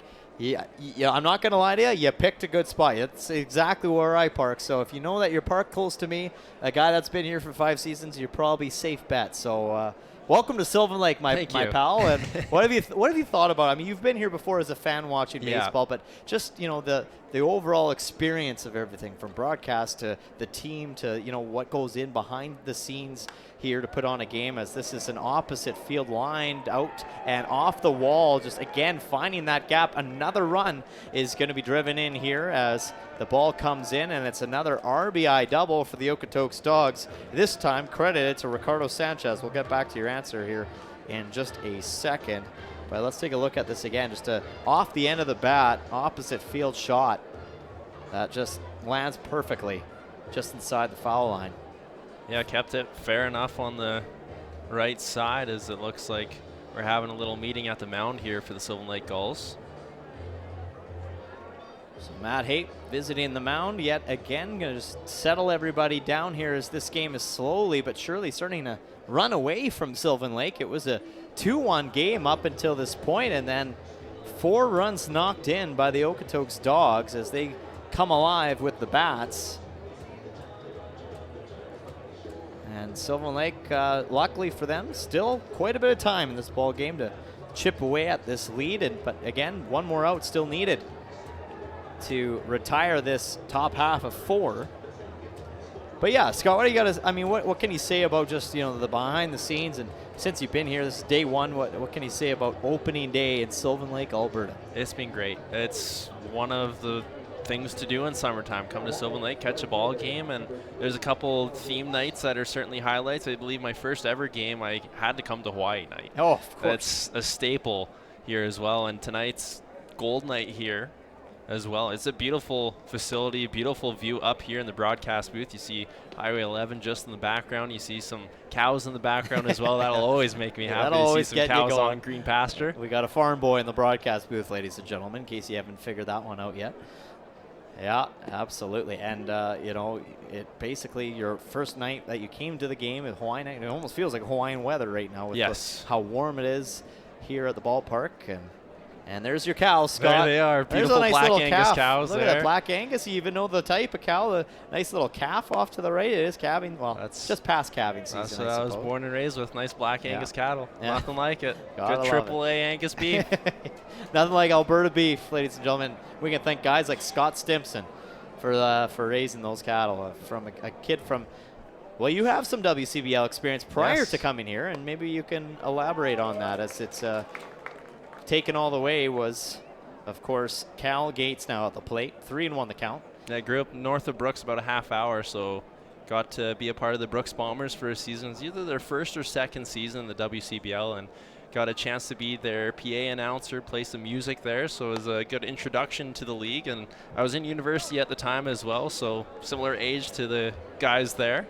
So it was a good opportunity to get my feet wet at the WCBL, and now I'm back here with you, and it's kind of nice to be back after pretty well 5-6 seasons since that had happened. So it's cool to be back in baseball, as hockey's pretty much been my entire life, especially the last few years here in Central Alberta. Well, tip of the cap. I don't have one on right now, but a tip of the cap to you, because you never broadcasted a baseball game. You've done the PA announcing. You were the Joe Whitbread for the Brooks Bombers, but now you're on the broadcast, and it's like you've done it before many times. I mean, you're absolutely crushing it. So we're always happy to have you stepping in and filling in this role. And I guess for those viewers that have been loyal fans of ours for the last several years, last 5 years to be exact, no Jim Claggett this year.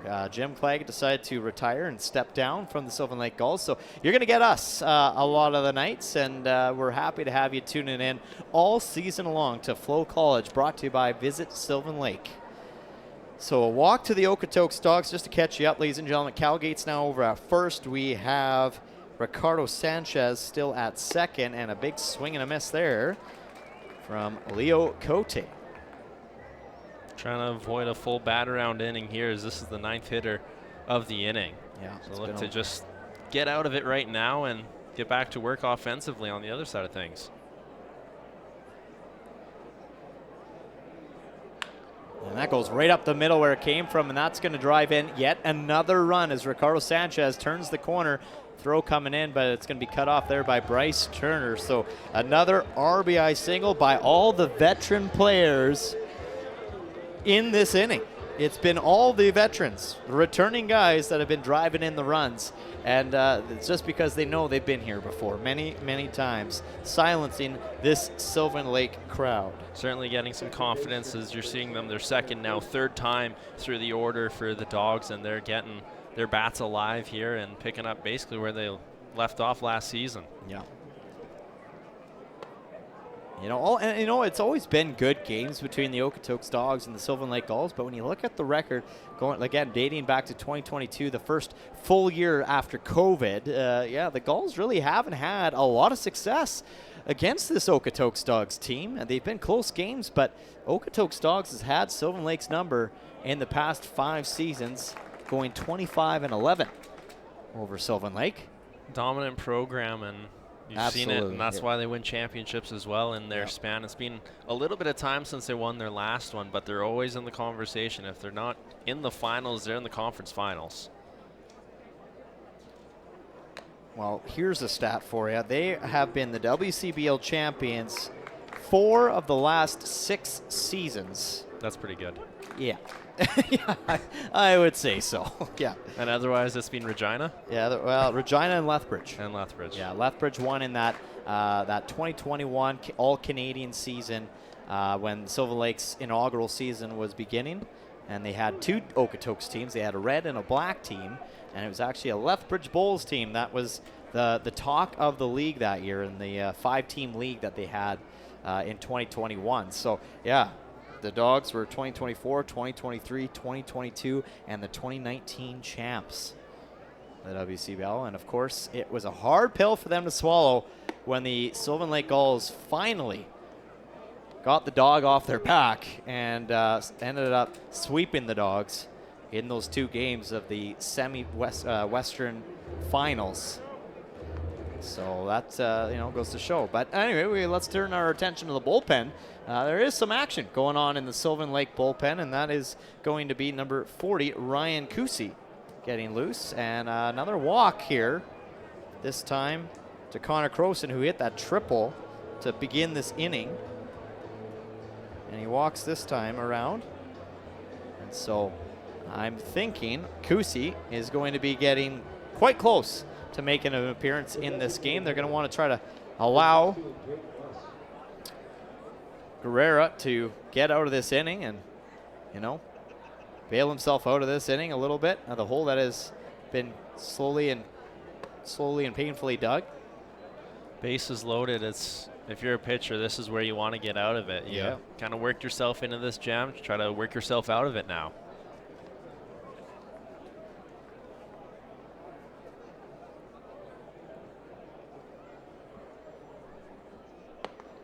You know, and we were talking, that's a strike there for Guerrero. We were seeing in the season preview with Lou Pote, the head coach of the Okotoks Dawgs for another season. He said, anything short of a championship just isn't a successful season to this Okotoks Dawgs team. So that's just their expectations now moving forward. They love the target on their back, and they love to be knocked off the throne. And last year they finally were, but they're obviously almost looking for that revenge, and that there's a little bit of that animosity to them, maybe, that they're like, all right, we want to get back into that. 1-2, 2 away, and this is blooped shallow right to the third baseman, and a nice play there made by Maddox Shaver to Isaiah Nolan for the third out to finally put this inning to rest. But the Okotoks Dawgs get a lot of runs in, 5 to be exact, and a lot of them being driven in from all veteran players. The Gulls, let's see what kind of response they have when we come back to the bottom of the fourth on FloCollege. On opening night, see gold night here at Gulls Field at FloCollege Park. Ladies and gentlemen, it is time for the Alair Holmes Fathead Race. We are over here in LF2. It's myself and Sylvan. Do we? We've got our Sylvan Gulls Fatheads. And here's how this is going to work. We're going to start on this side of the stadium. We're going to have all of our fatheads across. And you're going to pass them all the way. You see Sully, the Gully, and our crew over there. It is the ultimate in fan participation. Presented by Alair Holmes. Fans, are we ready? Dan, I'm going to give this to you. I know you're not looking at me because you don't know it, but I'm going to give it to you anyways. All right, do not pass it along until I say go. 3, 2, 1, go! And they're off. Passing it across. We got the basketball. We got Sully, the Gully. And we got the big old shot will hit there. All right, Sully might be up to the line. Basketball is taking out something. Gotta watch out for check. Check. One drop and keep it going. All the way across. There's the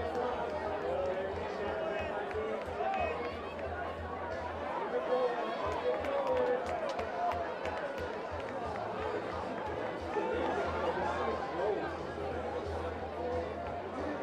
Keep it going. Keep it going. Thanks very much, Wally. Hey, fans, it's the Sea Gold Night. Our promo crew has selected gold baseballs, autographed, and everything. One for your chance to win throughout the night. Now batting the leadoff hitter, number 16, Maddox. Welcome back to Gulls Baseball on FloCollege, brought to you by VisitSylvanLake.ca. Scott Stimson, Cale Clark here in the Gulls Nest at Pagaddle Park as the Okotoks Dawgs now with a 7-1 lead over the Sylvan Lake Gulls, bottom of 4, and leading things off in this inning will be the third baseman, Maddox Shaver, who had the sacrifice fly out RBI to drive in the Gulls' only run. Now he'll lead things off and try to get this inning started for a little bit of a comeback for the Sylvan Lake Gulls. And if you're the Gulls, Scott, you just got to start slowly chipping away. You can't think too many runs all at once. You got to just one hit at a time, one play at a time. Get one on base here and eventually move them around the bags, but that's not looking like that's going to happen right away. No, Sanchez, of course, anything that goes to him, more times than not, is going to die with him as well. And another 6-3 play there from the Okotoks Dawgs. Making that one look easy. Didn't have a whole lot of time to work with on that play, but just so smooth with it, so calm with it. And he gets the out almost every single time.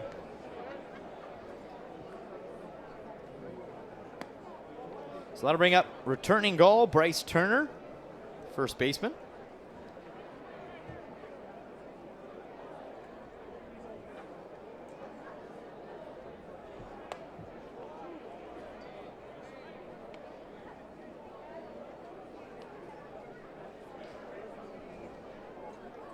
2-0 the count to Turner. 1 away. And yeah, the Sylvan Lake Gulls just got to get some hits going here. Only with 1 hit now in this game. Dawgs have had 8.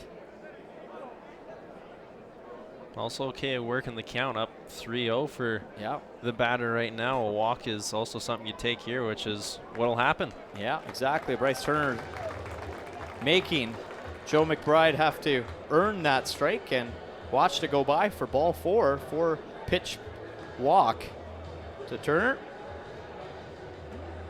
That'll bring up the catcher, Eli Duncan. Grounded to Sanchez.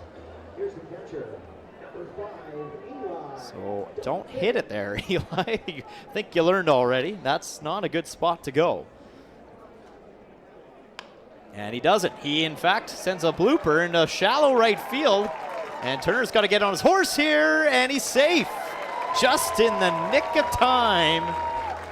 The Gulls will get to second, as Turner wasn't sure if that was going to be caught, so he didn't go for it all the way right away. That's such a tough one for the runner there. You're waiting, and you see that it's dropped, and then you see how much real estate you got to cover here and get to that second base bag. But good job there by Turner to turn it up a little bit and find his way to second base and keep this inning alive here with only 1 away, 2 on. That'll bring up Isaiah Nolan, so the Gulls now just trying to take advantage of some momentum being generated here with 2 base runners on. And now this is where you start to chip away at that lead.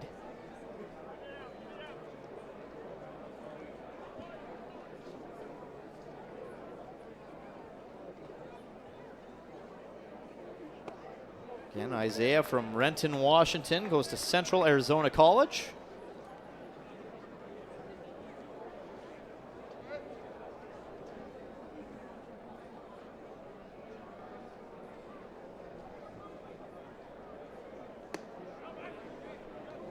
And I told you off air a little bit, Scott, but just what the Okotoks Dawgs seems to do, if they can get 4 to 6 solid innings out of a pitcher, then you start to really see the substitutions come, and then they start to really like to roll their pitchers. And looking at the dugout right now, we're seeing multiple pitchers stretching and getting loose in the bullpen. So I have a feeling, just maybe, that that could be another thing that the Okotoks Dawgs will do again this year. It has been in the past 5 seasons that I have been here. And that's another walk, a 5-pitch walk this time to Isaiah Nolan.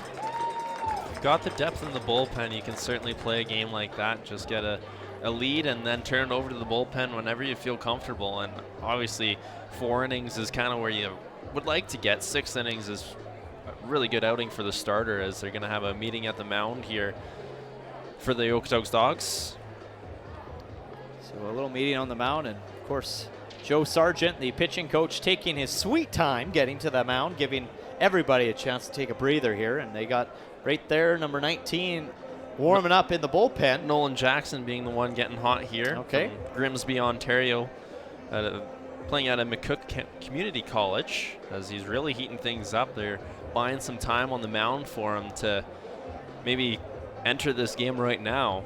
We might see one more batter, it looks like, for McBride, and see if he can potentially get himself out of the inning. Bases are loaded, only 1 out, but a double play can certainly shift things in favor of the Dawgs. But obviously the Gulls here want to take advantage, find a piece of grass, score 1, maybe get 2 runs in if you can, and you're sitting in an okay spot for how big of a hole you dug yourself earlier this inning. Well, a deep fly ball, no matter what, will score at least 1. And a big cut there by Giusti. 0-1. He wants it. And we'll see if he's able to get it. Yeah, of course the Dawgs, they're gonna get a guy loose that's been here before, but the guy that they're getting loose right now in Jackson, he's only played 2 games last year and had only 2 innings pitched. But in those 2 innings pitched, he was pretty much perfect. Gave up 0 runs and 0 hits.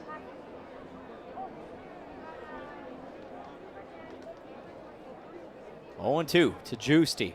This is a big at-bat for this newcomer for the Sylvan Lake Gulls.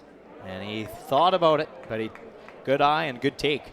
Good patience there to leave that one alone, and just a little high in the zone and just high enough to be a ball against.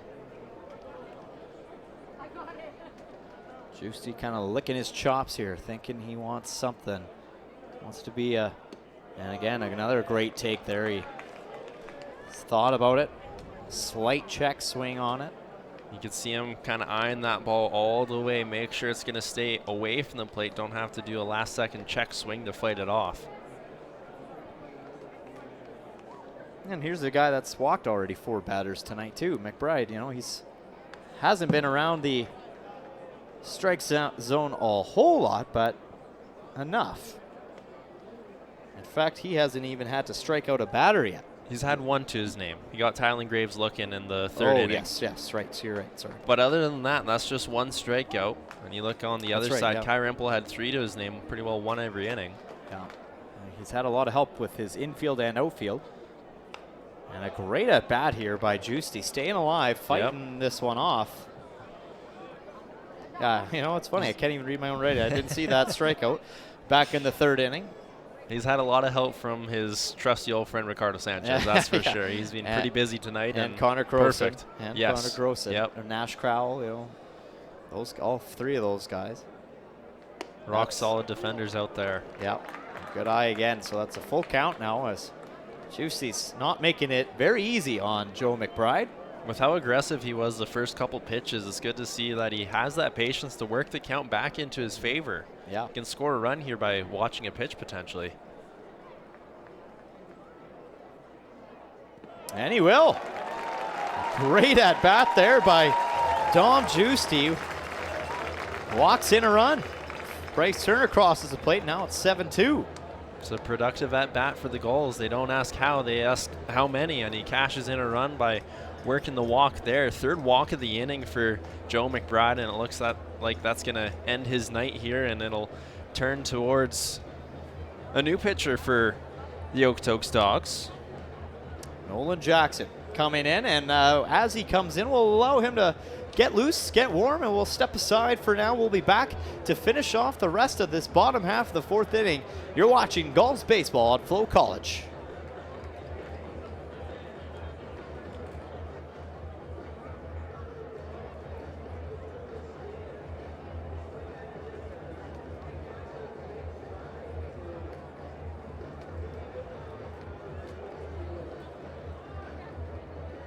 Time for a pitching change, brought to you by Play Alberta. Now pitching for the Okotoks Dawgs, number 19, Nolan Jackson. Hey fans, as a way to show some extra love to our incredible charities and organizations this season, the Gulls leadership team and Andy Rock Livestock look forward to hosting several charitable groups at Gulls games throughout the summer.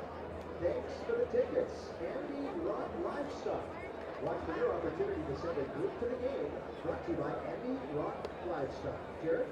Well, joining us, fans, for this weekend, we've got a doubleheader on Saturday and Sunday afternoon. Gross Bombers are coming to town. If you're coming to the ballpark, we encourage you to fill the wagon. Bring some non-perishable food donations and help some of the local families in need. Our annual Fill the Wagon food drive that's coming up this weekend, Saturday and Sunday. The Gulls Gift Foundation Birdie Bash Annual Golf Tournament returns Monday, July 20th. And this always sells out. If you'd like to come golfing with us, July 20th, register now. The Gulls Gift Foundation Annual Birdie Bash raises significant funds for the Gulls Gift Foundation. And this year we're hosting a golf tournament on July 20th at Alberta Springs Golf Resort. Go online at sylvanlakegulls.com. All right, continuing things off here in the bottom half of the 4th inning. Sylvan Lake now with bases loaded, just scoring a run thanks to Dom Juicy with an incredible at-bat, walking in the run. It was a full count, and it ended up being a walked run scored for Sylvan Lake. So in comes this new pitcher, Nolan Jackson. And like I mentioned, he came in, he played 2 games last year, just over 2 innings. Hasn't given up a hit, hasn't given up a run. Bases loaded situation, hoping to keep it going. And this is lined right to the 3rd baseman, and it's going to stay that way for this young pitcher for right now, as that is just a nice double play by the Okotoks Dawgs, and exactly what they needed, only giving up the 1 run, leaving 3 runners stranded.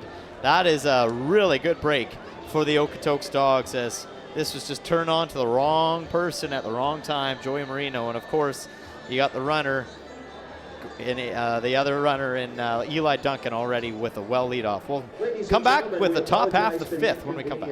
Our online food order system has gone down tonight, and we apologize profusely. It's beyond our control, and we know many of you have been sitting waiting for your online food order. If you haven't received it yet, please accept our sincere apologies and head to the main concession. We will make sure that you grab your food hot and fresh. Again, the online food order system has gone down. If you're a fan that has ordered online tonight and haven't received your order, please head to our main concession and please accept our apologies. Time to check on our birthdays on home opener. See a gold night. Happy birthday tonight to Paige Hillman. Sally DeGully sends along his best. Also, happy birthday to Gavin Pearson. Watch for Wally and the Snapman race later. Gavin Pearson is not only celebrating a birthday, he's also our contestant tonight in the Snapman. It's Kendall's 50th birthday. So things are a little bit different here at the ballpark in Sylvan Lake, Alberta, Canada. As we zoom in there, that is the media room with Joe Whitbread and the music. His son, Cannon Whitbread, filling in for this year. But we had some unfortunate news. Sylvan Lake lost one of their own.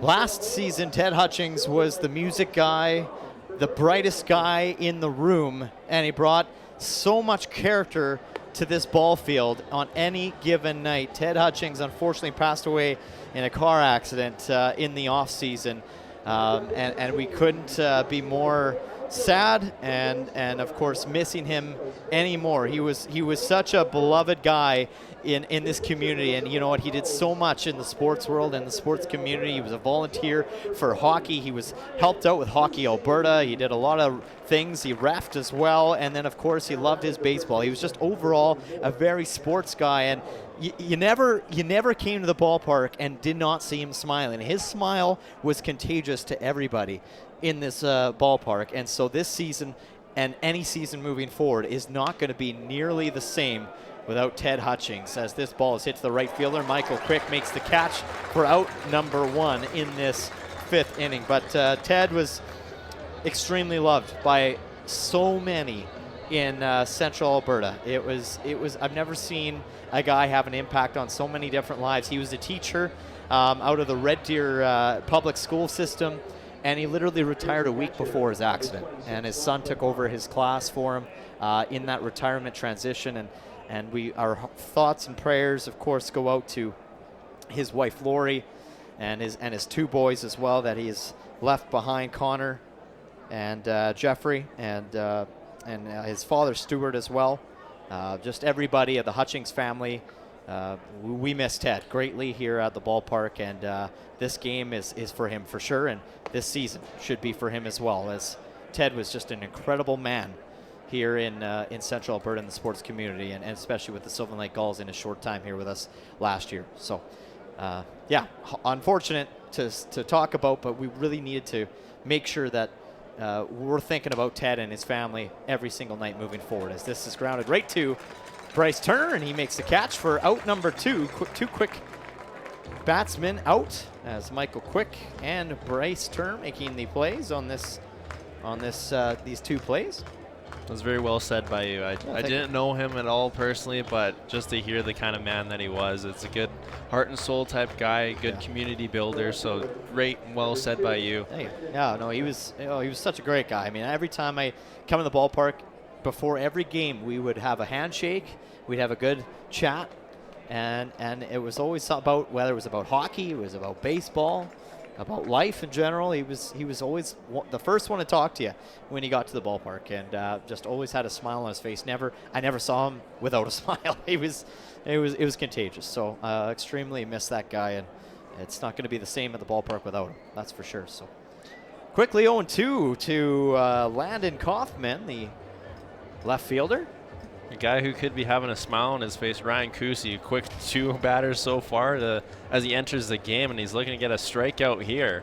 as he's the third pitcher that the Gulls have had enter this game, and he's looking to have a nice clean inning in his debut for this season. Yeah, good point out there. As Ramses Carrera not returning for this inning, so Ryan Kusi will get the start in this inning, and this goes right up the middle as the Okotoks Dawgs find a way to keep the inning alive thanks to a base hit, line drive, right back where it came from.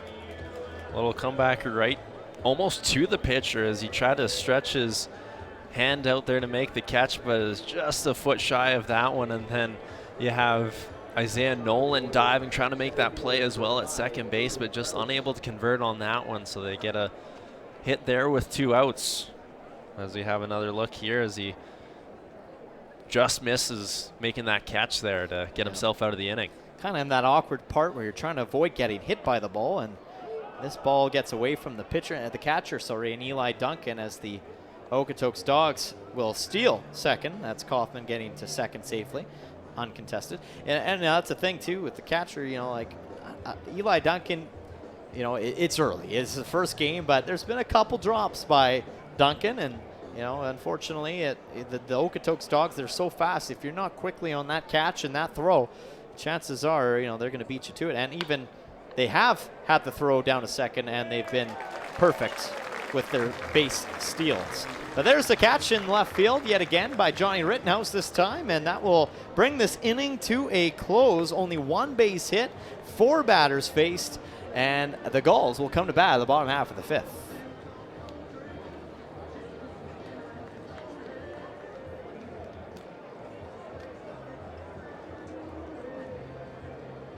Hey fans, enjoy the ball game with your group this summer.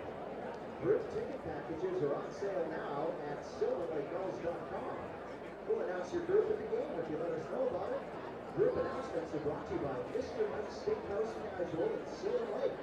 The Gulls would like to welcome the bowling groups to the ball game tonight. The town of Sylvan Lake Citizen of the Year celebration is here. Welcome to our guests from the town of Sylvan Lake. Red Deer County Division 6 Rec Board. Welcome to the Board of Directors from Red Deer County. Nicole McCollum Junior High School at the ball game tonight. Welcome to our fans visiting from Dodger Country. And the Lacombe Dodgers 13U AA Blue team is here. A couple extra birthdays to announce as well in our group package. Happy birthday, Nana. That's from Pat Turpak. And Gwen Turnbull is celebrating, along with Brittany Roller.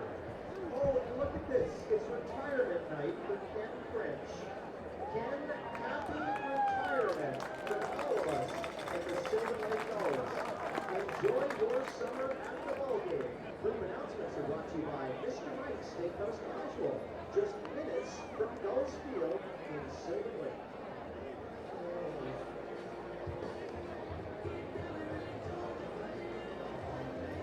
Welcome back to Gulls Baseball at Gulls Field. Sylvan Lake Gulls, Okotoks Dawgs, opening day of the 2026 season.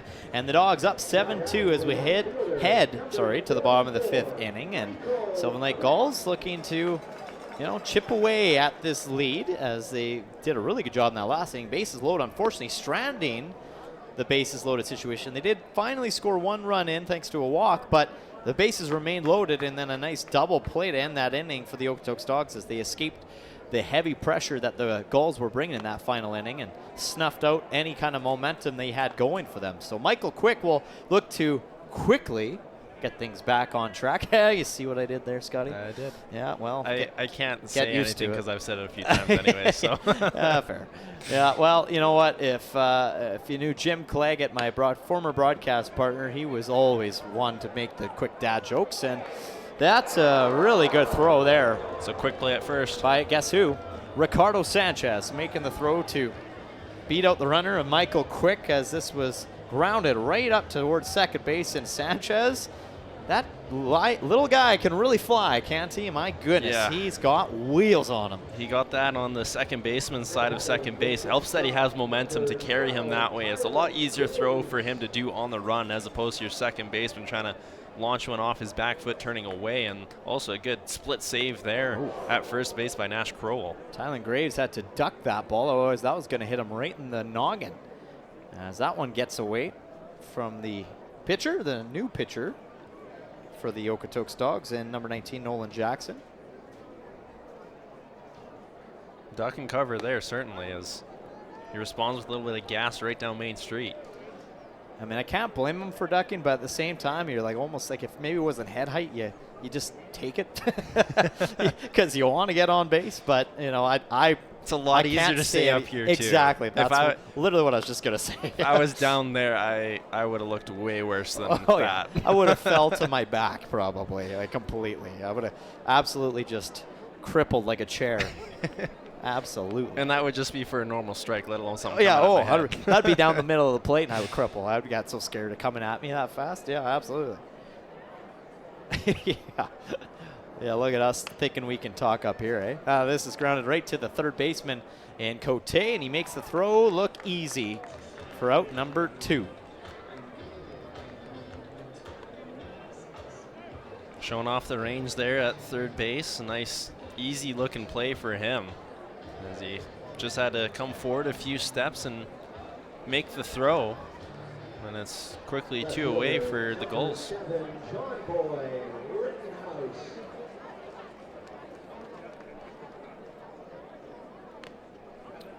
That one just tipped off the end of the bat by Rittenhouse, off the glove as well from the catcher, 0-1.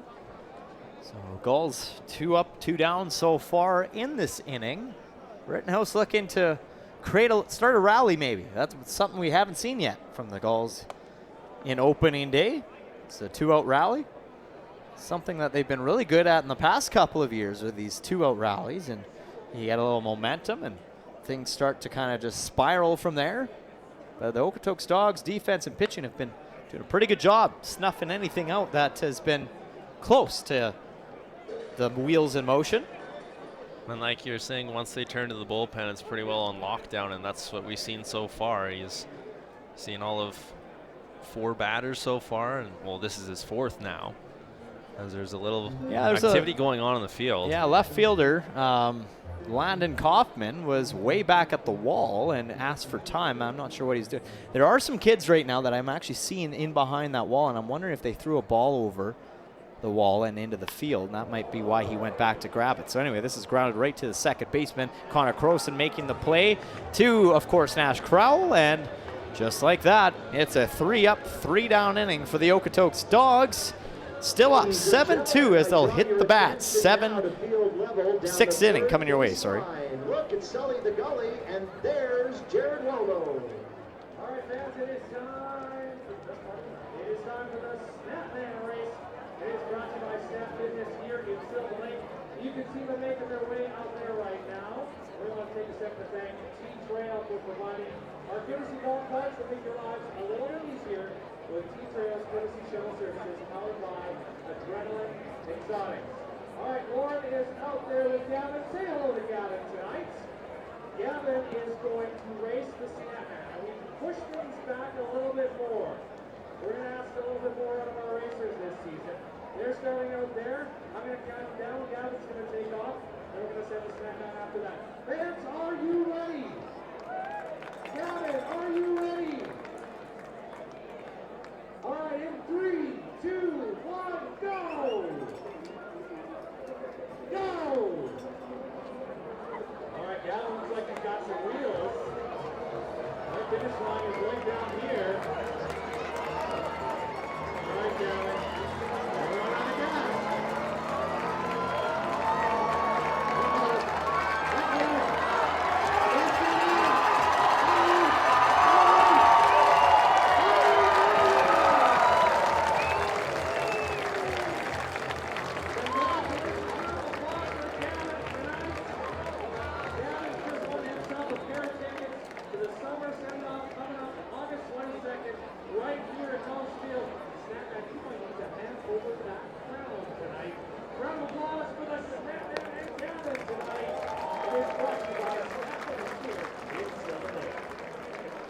Well, in the break, we just saw Snapman, the famous Snapman race, where they start at half, basically right at the 400 sign at center field, and then they run all the way around the warning track and finish right down here, right in front of the Gulls bench. And Snapman's 0 for 1 on the year. Yeah. The guy had some wheels on him. Seeing him up close, he looked like he's got a pretty good runner's build on him, and you could see the wheels really turning up. There wasn't a lot of ground gain there by the snap man there, so a tough start for the season for him.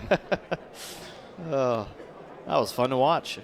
Well, it was a little more fun for him. Oh yeah, exactly. It was a little more fun to watch in the exhibition game with the guy that went against Snapman in that one, and he ended up toe picking right before the finish line, and down he went. Snapman across the line before he could even get there. But yeah, it's always fun to watch Snapman race here at Gulls Field. And if you ever do come to the game, ladies and gentlemen, you can sign up online, because my broadcast partner just filled me in the as we were off air that he actually was very close to putting his name in the hat. Yeah. And then he got a call from COO Keel Samuel saying, you want to come broadcast the game? So I said to him, you can still do it if you want. I would love to see it. Shoot an email after the game. We might have to get that set up here. I think I might know a guy or two that we could work that in there for you. But a nice play there by the Sylvan Lake Gulls in Maddox Shaver running on that ball as it was hit right to the shortstop, but Shaver cuts it off, makes the throw, and in time for out number one on Sanchez, who does that a lot to runners over from that area. That'll bring up Cal Gates, who's 2 for 3 on the night, or 2 for, I should say 2 for 2, technically. He walked back in the 4th inning, and then he had a triple in the 3rd and a single in the 1st. Pretty productive night for him in the batter's box. Yeah, and he's one of the newcomers for the Okotoks Dawgs, so what you like to see from him, absolutely fitting in with this Dawgs organization. Another dangerous batter, just what the Dawgs needed. I think you can say they have one up and down the lineup now. Exactly, yeah. Yeah, well, I mean, that's just Okotoks Dawgs baseball. They really know how to put together not only the academy, of course, but just the team as a whole. I mean, it just year in and year out always have a strong contending team that makes it hard for a lot of other teams in this league to compete against. And that pitch outside. 2-2 the count. Again on the mound for the Gulls is Ryan Kusi, newcomer for the Sylvan Lake Gulls. He's looked really good so far. Yeah, Edmonton, Alberta native. Yeah, not too far from home, just a couple hours away. And how about a strikeout for him as well? His first one as a Sylvan Lake Gull. There it is. Let's take a look at this pitch. As it comes in, and it had some movement on it, didn't it, Scott? Yeah, it certainly does. A little sidearm delivery from him as well creates a little more of that side-to-side movement on that heat-seeking missile there coming down across the plate. That'll bring up very dangerous Leo Cote. 1 for 3 on the evening. RBI single back in the 4th. Yeah, I like that sidearm release. It's fun to watch, isn't it? It is. It's certainly a different look for batters as well. Hard to train your eye to see that when you've seen some guys throw out of that normal 3/4 slot there. Between that and the submarine pitchers, those are probably my favorite ones to watch. Yeah, those ones are, that's a unique pitch, absolutely. But this is going to find the gap as Leo Cote winds one in the right field to keep this inning alive, and that's, we talk about the 2-out rallies. Well, that's what the Okotoks Dawgs are also really good at. You know, they get quickly maybe down 2 down, and then they can kind of find a way to keep things alive, keep things going. So they don't go away quietly out of the inning very sure often. Don't. That brings up Connor Croson. Hit a big triple back in that 4th inning. And he takes a good cut at that one, but misses for a strike.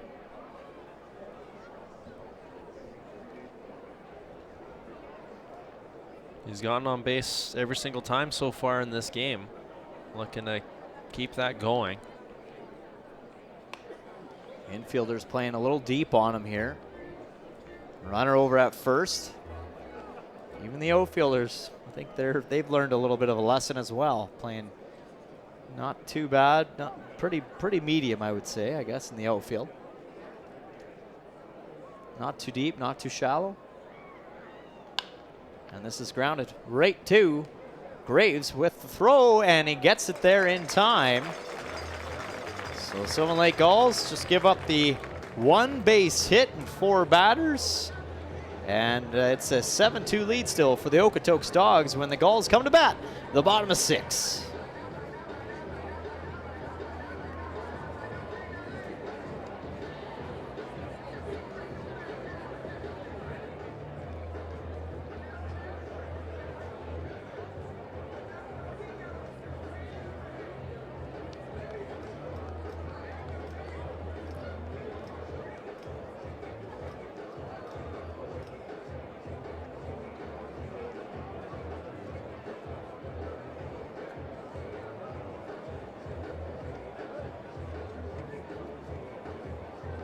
Ladies and gentlemen, tonight the Gulls Gift Foundation is raising significant funding for the Canadian Mental Health Association and many organizations for giveaways all summer long. We'd like to thank our volunteers who have been helping sell tickets tonight. Mary, Lynn, Kirsten, and Courtney. Thanks so much for your help. Here's Jared Waldo. Yeah, thank you very much, Joe. We are down here at the Gulls Gift Foundation Community Corner. As you said, our volunteers from the Canadian Mental Health Association. We're still selling tickets. That jackpot is rising. If you want to get in on that, make sure you stop by any one of our volunteers that are hanging out here and going up and down. We'll make that draw a little later on tonight in support of the Gulls Gift Foundation, brought to you by Parallax Energy.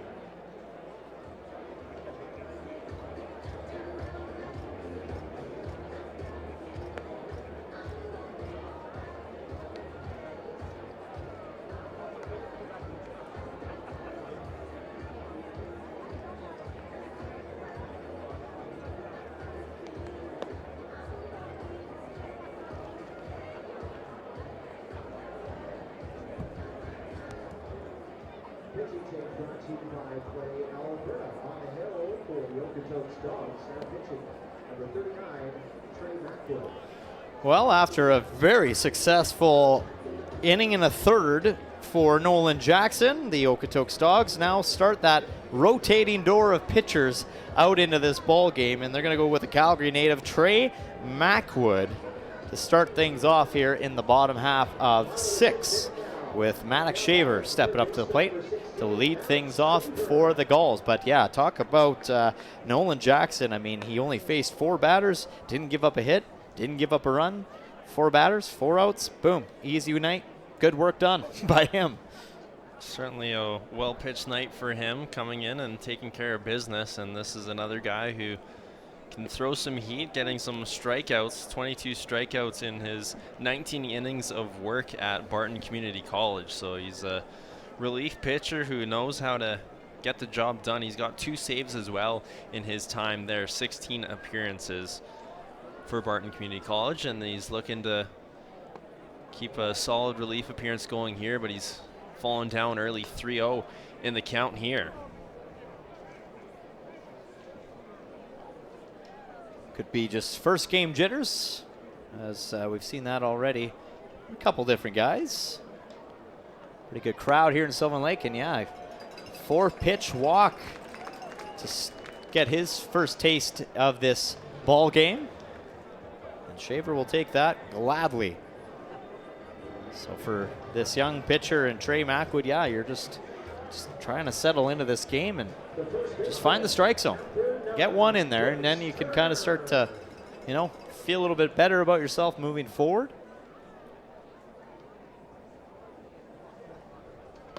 And, you know, Mackwood is actually another returning player, actually, for the Okotoks Dawgs. As I see it here on my sheet, he had 23 games I thought he was familiar. 23 games last year, over 24 innings pitched, 20 strikeouts, and a 4.01 ERA.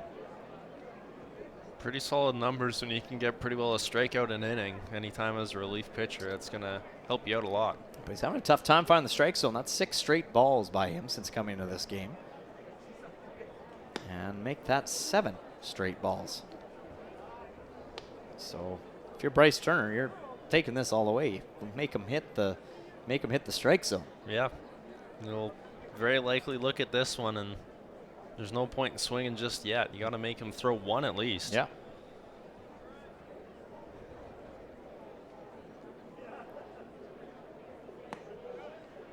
And, interesting to see, too, we got Matt Hape coming in as a new head coach for the Sylvan Lake Gulls, working the bench, working the game a little bit.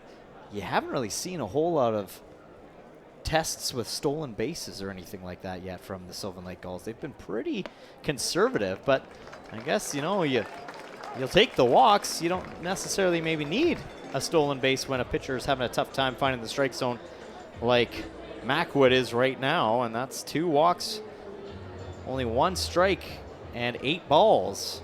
They haven't had too many opportunities to even go for those stolen bases because whenever they've had someone on, it's shortly thereafter they either get a walker or work a single, and then your base paths are pretty well full, so there's just not those opportunities just yet for the Gulls, and it's not a bad thing either. No. If you can keep things going and work some singles together, play a little bit of small ball. Yeah, I mean, Sylvan Lake's been swinging pretty aggressively too to start, this season. I mean, they're not really, there's not a lot of pitchers coming down at them to really allow a runner over at first to steal because it's usually being swung on. And there was time where a runner was going and then it was ended up popped up to center field that would end the inning. So more of a hit and run type kind scenario of a hit and run there. situation. Yeah, exactly. So Eli Duncan will step up to the plate here with 2 base runners on, 0 away. Now batting the catcher, number 5. Sylvan Lake has stranded a pretty good number of runners on base so far tonight. This is where they need to really bear down and start cashing in. And this one gets away, and this might just hold the runners at third and second. They thought about it, but Shaver will hang on at third, and Turner will advance to second. Our runners both in scoring position now with that pass ball. Exactly. Just a wild pitch there right in the right side of the batter's box. That's pretty tough for a catcher to have to dive back and recover to get. Has not been a solid start for Trey Mackwood just yet. And there he finds the strike zone. You can hear Jeff Chipley from way up here. You know it's him when you hear the hoo echo in the air.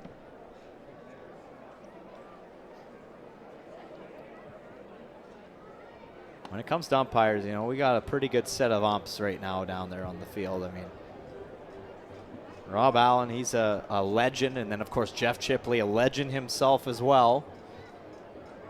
I got to find out. I want to say that other guy is Tyler maybe Wagner over at third, but I can't be certain. We're going to find out who that third umpire is because he deserves love too, as this has popped up behind home plate.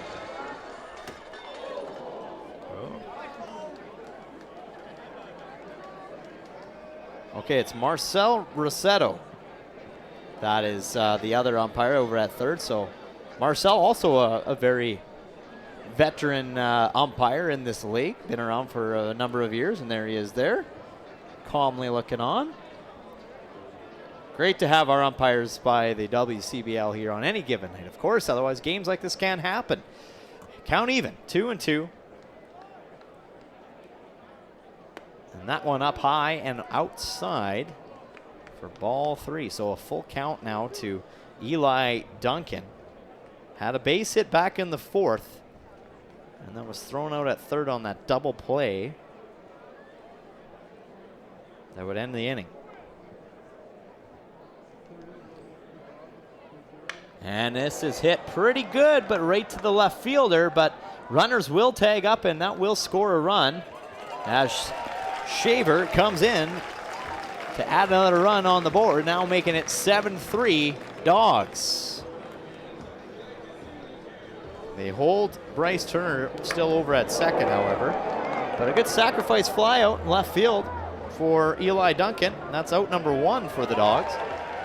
Good job to get that just deep enough in the outfield to advance that runner from third base. Second base didn't go anywhere there, but you're just cashing in the run at this point. You've still got someone in scoring position with only 1 out now, so you can really look to capitalize here. But Okotoks Dawgs as well, they're trying to buy a little bit of time for their bullpen in case they want to enter the game. They ratcheted things up a little bit when they had their last mound visit. They had a couple guys start to get loose. It sounds like they got one that's going to be ready to enter the game here. And if we keep seeing balls, it's going to be sooner rather than later. No pun intended, but I think Macwood is on a short leash right now. Get it? Because it's the Dogs. Get it? Ah. Yeah, there's another one. Hey, you know what? I'm nowhere near as talented or as many as Jim Claggett would do. That's for sure. But I'm sure he'd be proud to hear that one if he heard it. I'll have to text him after the game and give him a heads up. This is what I said on the broadcast. You should be proud. Yeah. I think I just worked with the guy way too many years in a row there. Like 5 seasons. It's starting to wear off on a guy, that's for sure. But 1-2 the count. That's Macwood up in the count now. Runner over at second. 2-way. And that's just high. And for ball 2.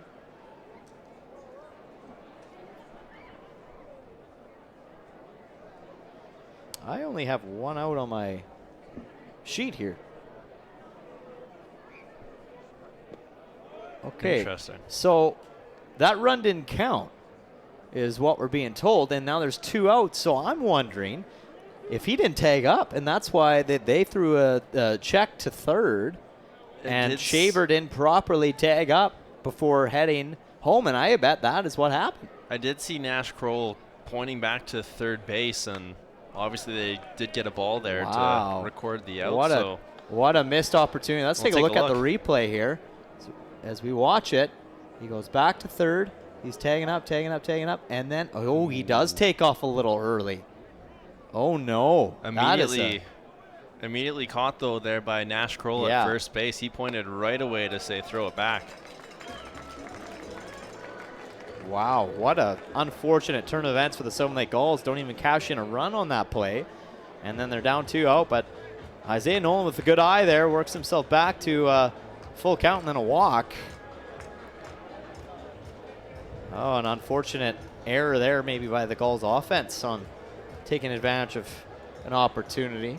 Just a little too eager to get home there. I mean, and at the end of the day, like, you can't in a way blame Shaver because that wasn't a very deep hit ball in the left field. I mean, that left fielder in Landon Kaufman, he was in a fair amount. I mean, I think if you still wait that extra half a second, you're going to get home in time. But yeah, that's just unfortunate. An unfortunate break for Sylvan Lake. Well, let's see if they can pull a 2-out rally going here now as Dom Giusti is up to bat. But yeah, let's see how shallow Landon Kaufman is here. He even had to come in a little bit. So, like, you know, that's pretty shallow. And he had one. He didn't even need a cutoff man to get that all the way back to the plate. But again, the throw was well off. If that's the unfortunate thing is Shaver waits just offline would have been fine, but also trying to force that issue, trying to make him hurry. But you got to be on time as well. It's not easy to be a runner either in this game. And you're not going to get anything past these Okotoks Dogs either. You know, with little plays like that. You know, they're always on point. They are always on point. Leo Cote, you know, the third baseman over there, he had a good eye. I mean, you said, I think it was Connor Croson that you said made the calls, pointing back to third. Tag that bag. And a swing and a miss there to bring the count to even now on Dom Giusti. 0 for 1 on the night. Got on base thanks to a walk in the 4th. I saw a swing like that in one of his last at-bats, and then he settled down and was able to work a walk from it. And he's in a similar type situation here, 2-2 count. He checks his swing there, and it's going to say, oh, he did not go around. So it's a full count again to Dom Giusti. He said he had a really good patience at his last at-bat. Can he do it again?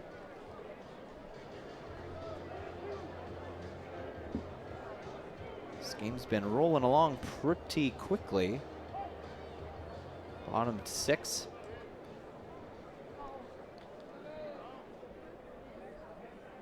And runners are on the go, of course, with a full count, 2 away.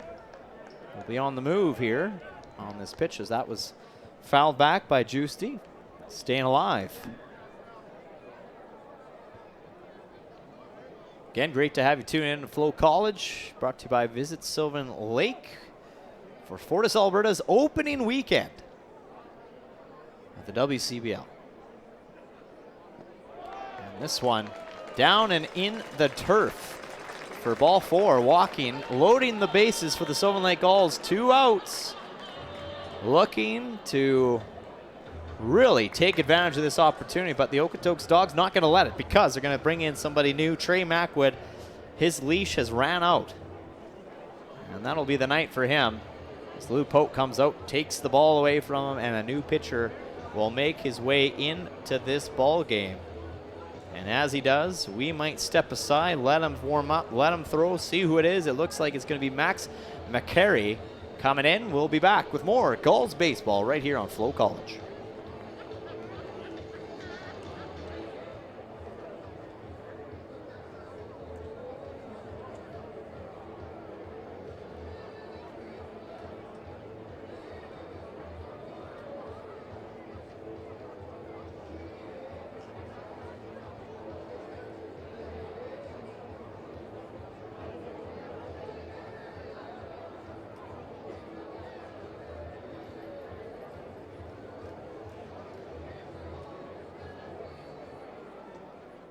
Time for pitching change brought to you by Play Alberta. Sometimes you have to shake things up. Play Alberta offers 3 ways to play all in one app. Casino, sports, and lottery. Go Gulls go from Play Alberta. Now pitching for the Okotoks Dawgs. Number 30, Max McCray.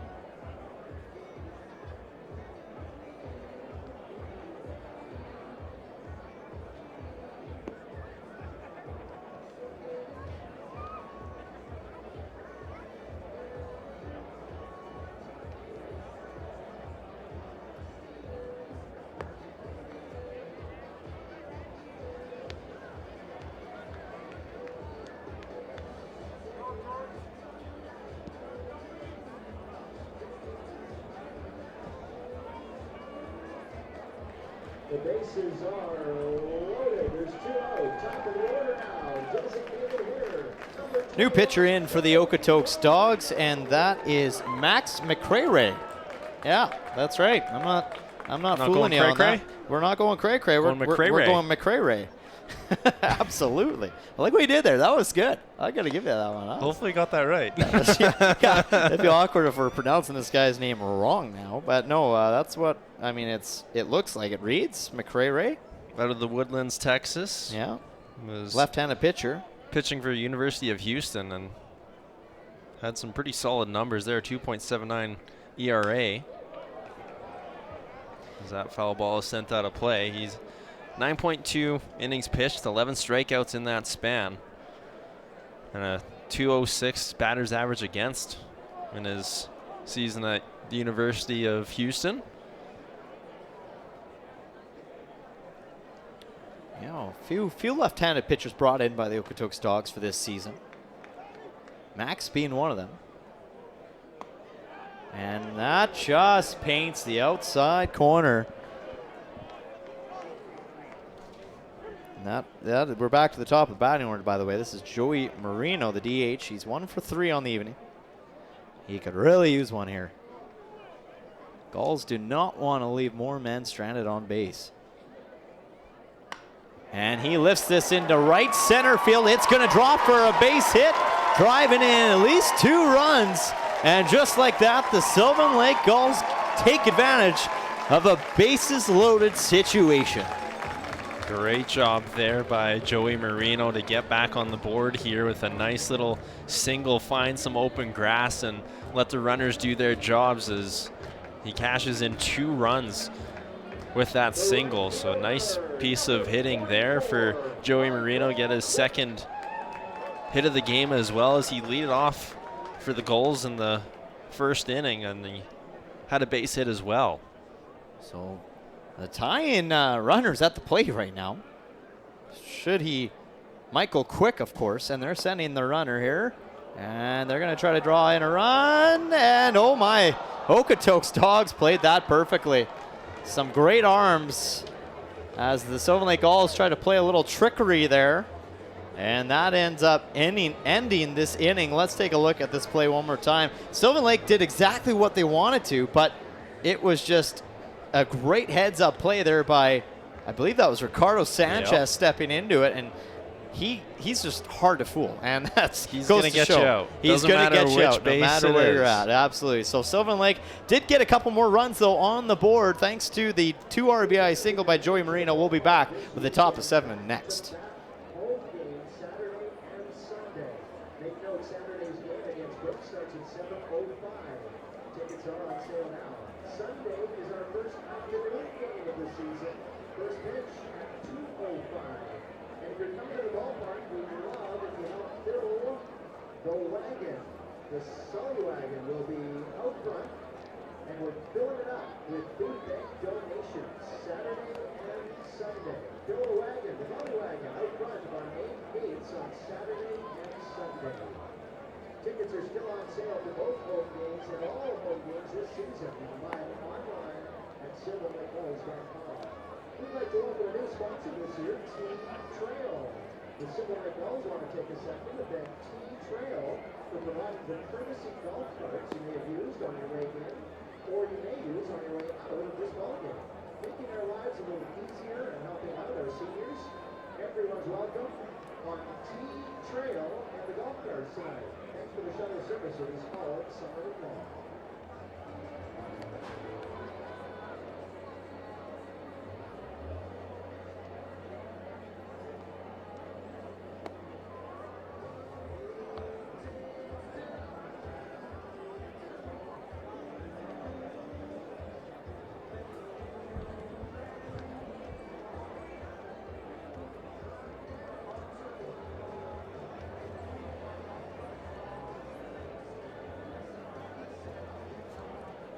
Ryan Kusi back out for another inning of work for the Sylvan Lake Gulls on the mound, and he's going to face Jaden Lust, the DH for the Dawgs. Start off this 7th inning. It's now a 7-4 ball game, favoring the Okotoks Dawgs. Knocking on the door here, getting within 3 with 3 innings to go. It's not a bad spot to be. And this is lined right to Bryce Turner, who steps on his bag and gets the first out. Pretty good play there and a good glove there by Bryce Turner with a hot ball coming into his glove. Ryan Kusi's been really good tonight, too, in his relief appearance here. He's just been wheeling and dealing since he entered the game pretty well. Yeah.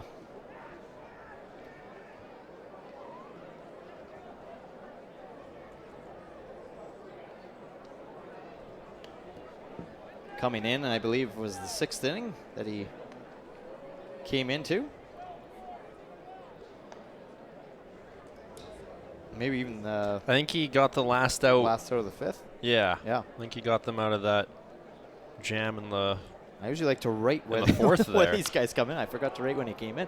This is popped up, though, by Nash Crowell all the way to right field. And that's an easy catch there for Michael Quick. Retiring. Corral, 2-way. That's what you're going to need from the Gulls moving forward, you know, to get back into this game. Down 3 runs now. It's, you know, you've slowly kind of narrowed the gap a little bit. Haven't given much up since back in that 4th inning. And now it's a matter of, okay, got to play smart defense. Got to play tight defense. Make the plays when they come. Kusi also helping that with some good pitching. He's really settled his way into the game. He saw, obviously, the 1, I believe, in the end of the 4th inning there to get out of the jam. And then he saw 6 in the 5th and then 4 in the last inning. And he could just go ideally 3 up, 3 down in this inning to really settle into this game here. Yep. Yeah, you're right. I mean, he's just only given up 1 base hit that I have on my score sheet. Or, oh, sorry, 2 base hits. So, yeah, again, reading too fast on my score sheet over here. And that's a little inside for ball 3. Doesn't help when we don't have an online reference either to back up our data. It's up to us, kind of. We do, as it is up to the old-fashioned scorekeepers of ourselves. And I can't even trust yourself on that. Well, yikes, you're in trouble. That's baseball. That's baseball. That's why I got Scott Stimpson joining me in the broadcast booth, keeping me on track, because somebody's got it. And that is taken all the way by Lachlan Maud. 3-1. See what Kusi can do, getting out of his jam. 2-way. And he finds the corner again. Worked his way back into the count with a couple strikes. See if he can wrap it all up here.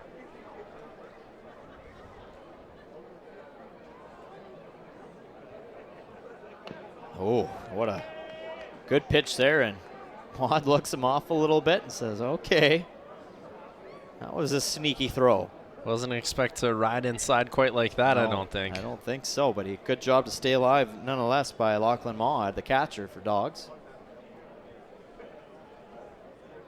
And he whips this into it, and soft contact on the ground, and and a bobbled ball there by the pitcher in Kusi as he looked to field it himself and touch up the bag and just couldn't quite settle it into his glove. So the Okotoks Dawgs get away with one there, thanks to an error on the pitcher, I would think. It's a tough one there. You got the first baseman coming in saying, yeah, I got it, and then the pitcher had it.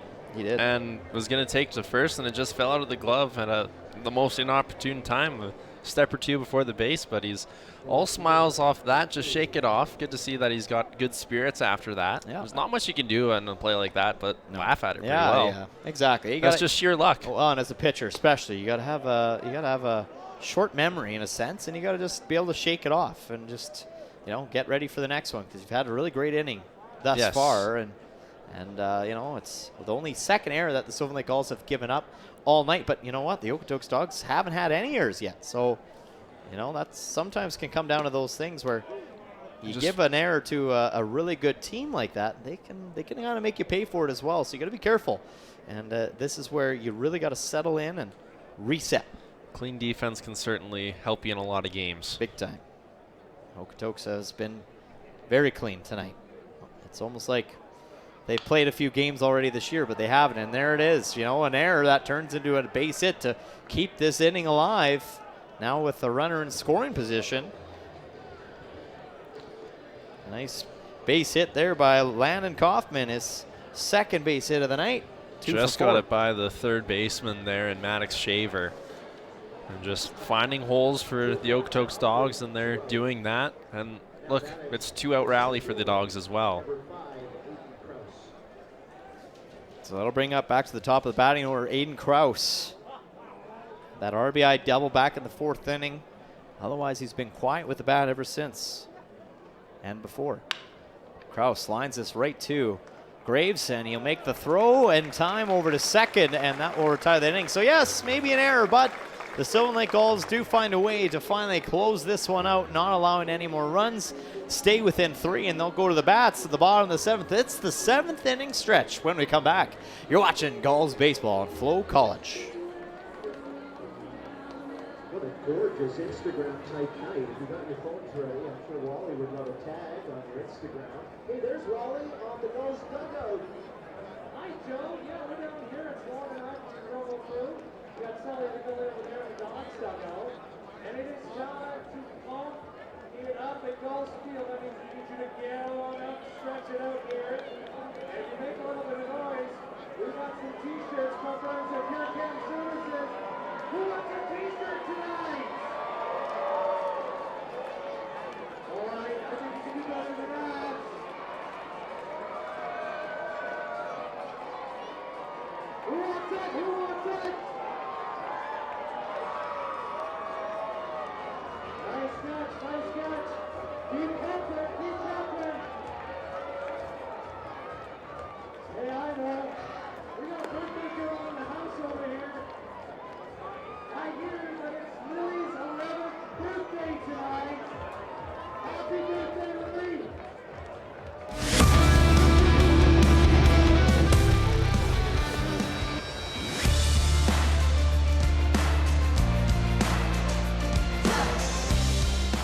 Well, beautiful night here at Gulls Field, but lots of baseball. We're just getting started. It's opening day, ladies and gentlemen, so that means more games to be had. Well, tomorrow night, these two teams go head-to-head again, but this time down in Okotoks, as the Dawgs will have their home opener of the 2026 summer at Siemens Stadium. And then, of course, the Brooks Bombers in. Scott, your former team that you were at, in for a couple games this weekend, back-to-back games. Saturday night at 7 o'clock, and then a 2 o'clock start on Sunday afternoon, May 31st. And then we verse the Energy City Cactus Rats for a 3-game series on June 2nd, 4th, and 5th. So looking forward to it. More games coming down the line, as you see there, Lethbridge, and then, of course, Cactus Rats again back in June 10th. But looking forward to just nothing but baseball ahead. And, you know, the league saying this year is summer is always better at the ballpark, and it really is. And tonight it feels like summer right now with this weather, the crowd, the buzz, everything going on.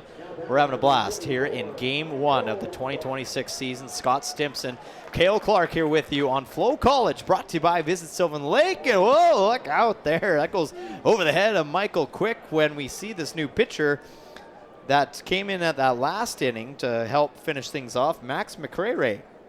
That was a little cray-cray on that pitch.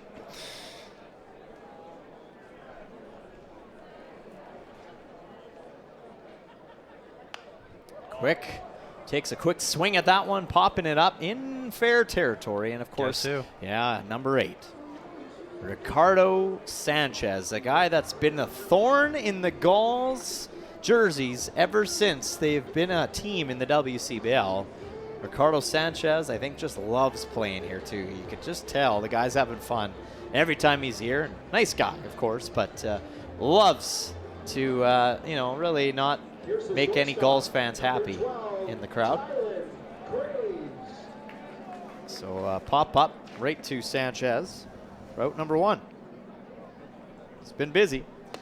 Sanchez has almost had a play in every defensive play in almost every inning. Almost, not quite, but he's had a lot of touches on the balls this game. It's been a few innings where he's had a couple outs as well, so he's probably on track to have at least 1 out per inning in this game. Yeah. So that'll bring up Tylen Graves. 0 for 3 on the night. Swings a mean bat, but hasn't been able to really connect on one yet. But proving himself defensively, though. Yes, absolutely. Shortstop, he's filling in that role quite well. And like I said, I think earlier on, that shortstop position has never disappointed in recent years with a lot of guys filling it properly. You had Rowan O'Connor last year, and, you know, you had Jonah Weisner as well. You had some really good, really good shortstops in the past.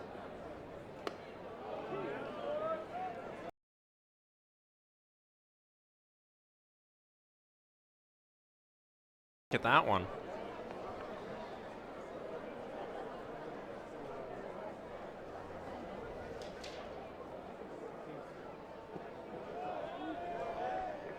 Worked his way to a full count now.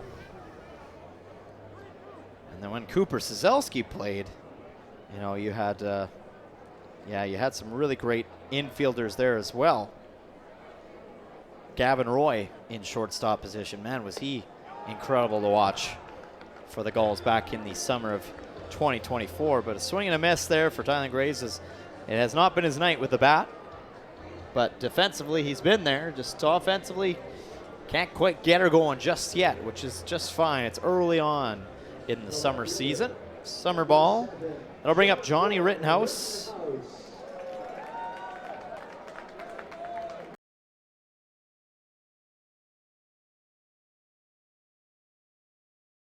Two-way.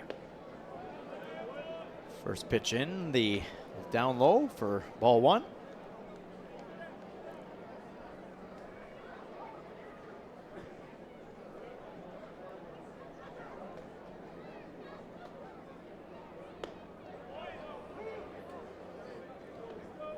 Yeah, Jonah Weisner was the summer of 2023 in that position. He was also fun to watch. And then Ethan He in 2022. He was unbelievable as well. Like, there was just every single season, there's been a different shortstop, but every single season, Scott, they have been impressive and they've been strong in that position. And there's been a lot of other positions filled with great, great talent as well for the Sylvan Lake Gulls in recent years. Pretty good.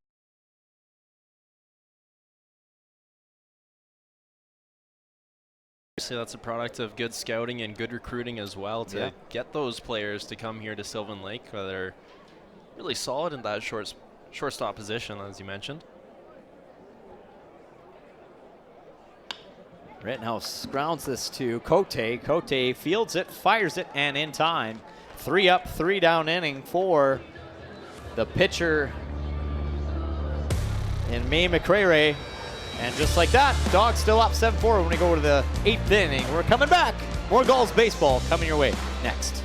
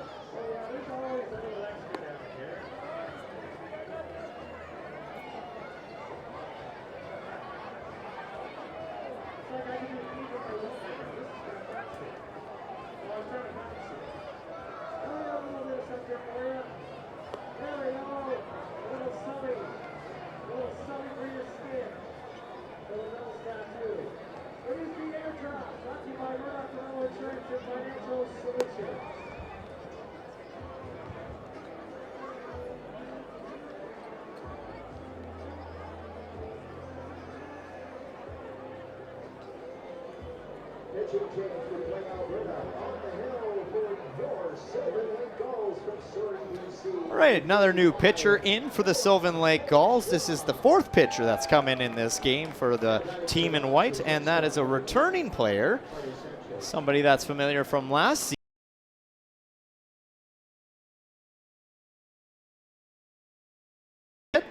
And, you know, Bourgeois, if I remember correctly, and my memory is pretty bad, you can ask Scott Stimpson to my left. I believe he left halfway through the season last year. It might have been an injury or it might have been something that came up, but Bourgeois never did finish the season with us. But in that short amount of time, he did get 6 games under his belt, over 20 innings pitched. He did start 1. He had a 2-1 win-loss record with 16 strikeouts, gave up 16 hits and only 9 runs. His ERA was a 3.91. Online, it's showing he only had 2 appearances in his college season this year. Oh, so wow. that could back up the case that he might have been injured. Yeah. Oh, and you maybe see a little rust there because that is a 4-pitch walk to start this inning. So kind of like Trey Mackwood, Noah Bourgeois now having a tough time with the plate, just trying to settle into this game. And it was Ricardo Sanchez, of course, that he has to face right off the get-go. Not too easy coming up to face pretty well the top of the order. It's no tall task. At least you have a clean inning to come into. And he tries to take off some on that one, 69 miles per hour, but misses high still. I think he was hoping for that to sink a little more as Cal Gates steps into the batter's box. And Cal Gates has had a pretty solid night, 2 for 3, triple and a single, walk. His last at bat was a strikeout. But so far, just very deja vu, but for the other team now. Just like Trey Mackwood, no Started off Bourgeois. with 6 balls. He's got 6 straight pitches. First 6 are balls. And 7 are balls. Good.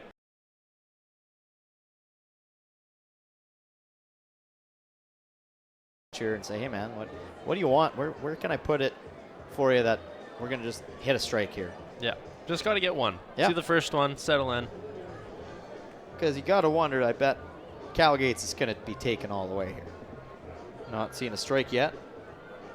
That's the same situation as when the Gulls are in that. Just make them throw a strike and then go from there. Yep.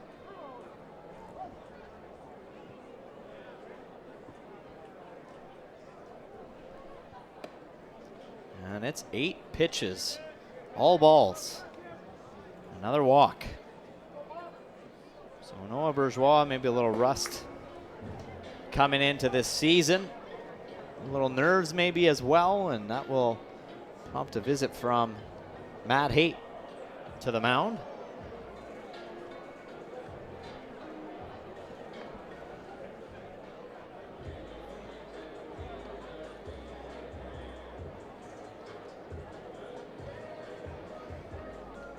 So everybody just taking a breather here, and Okotoks Dawgs with 2 runners on, 0 outs. Top of 8, 7-4 lead. The Dawgs are looking to steer home for their first win of the 2026 season.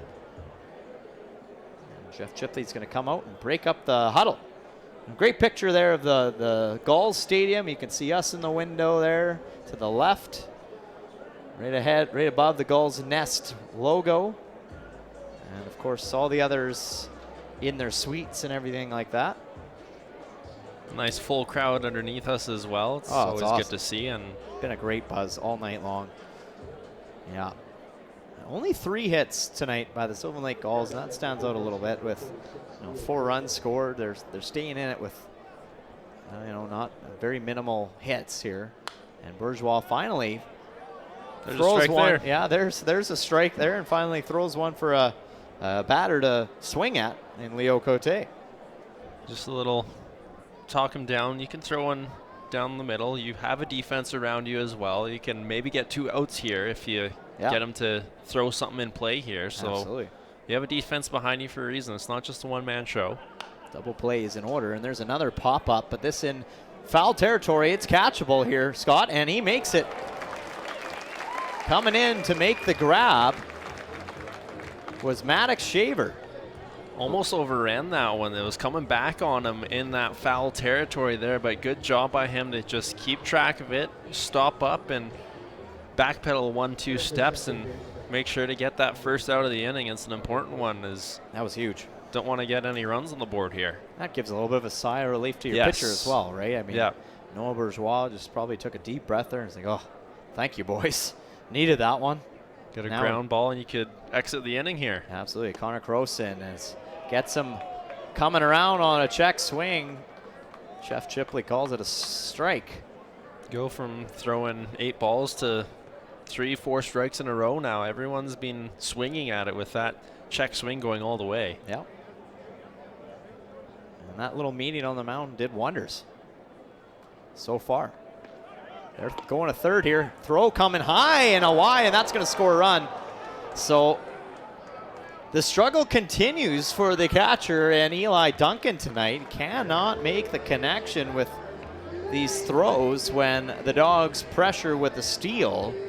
And this one goes into the outfield as a little high for Shaver, and that scores Ricardo Sanchez yet again. I think that more speaks to Okotoks on kind of their awareness of, okay, maybe let's force the issue here. Yeah, make them have to make a play. Make them make the play, and if you don't feel like they're too confident at their catcher position, you think you can take advantage, you got to take that shot, especially when you're up by, at that point, 3 runs. There's no reason not to for the Dawgs, as they're just a good heads-up team all around. Defensively, we've seen them make plays like that pop fly catch that should have been a sacrifice fly and turned out not to be. And then on the base paths as well. Cal Gates also getting over to third from that error to the catcher. So that's now 3 errors on the night for the Gulls.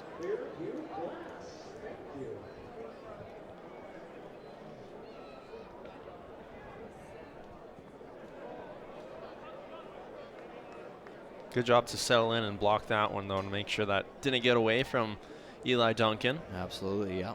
Got to keep your wits in this game as well. You got to have a short memory, like pitchers, like anyone on the field.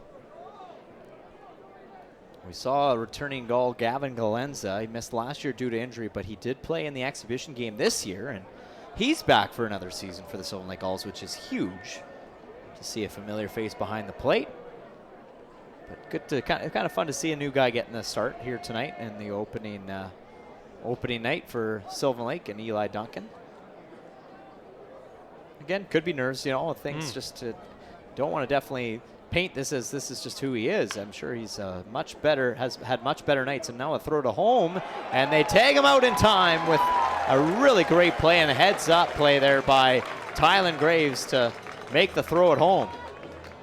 Good heads up there by Tylen Graves to have that defensive awareness to go, hey, I got time, I'm going straight home, and good job for Eli Duncan as well to make that catch and make the out that he hadn't been able to make a few times before, but settle yourself back in and make up for some previous errors. Had to make the tag and did it just perfectly. So that allows Connor Croson to still get on base thanks to a fielder's choice. Jaden Lusk, the DH, comes back in. And Lusk has been held to an 0-3 evening. Or sorry, 0-4 evening as he's batted around the order a couple times. And another throw that goes wide. So the Okotoks Dawgs are looking at this and seeing this and saying, hey, we're going to keep doing this. If they can't connect on these plays, we're going to keep stealing bases. Yeah, and that's throw again. Just the throw comes out a little wide. I mean, if that's a little bit more centered with second base, that probably could be a tag out. But just Eli Duncan just hasn't been able to.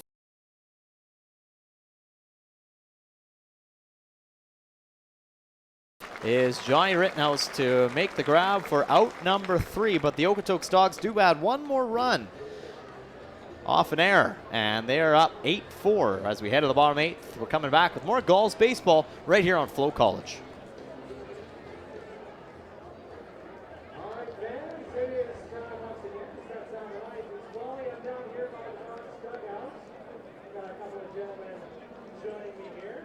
Now, if you look out in the outfield, you see that big blue sign. That is our Honolulu Real Estate out here sign.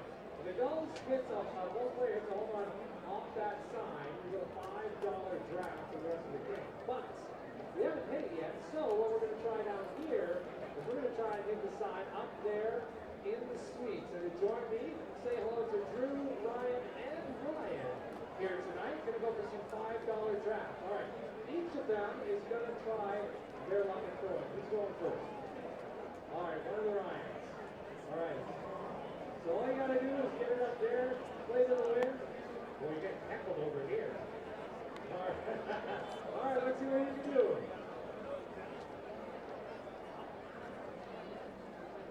Up. Oh, a little shy. All right, Drew, you're on next. Oh, wow. All right. Give her a throw. Oh, it's a little too high. All right, somewhere in between, Ryan. Let's see it. Oh, just a little bit outside. Hey, have a round of applause for Drew, Ryan, and Ryan here tonight. Our real estate upstairs, get it here.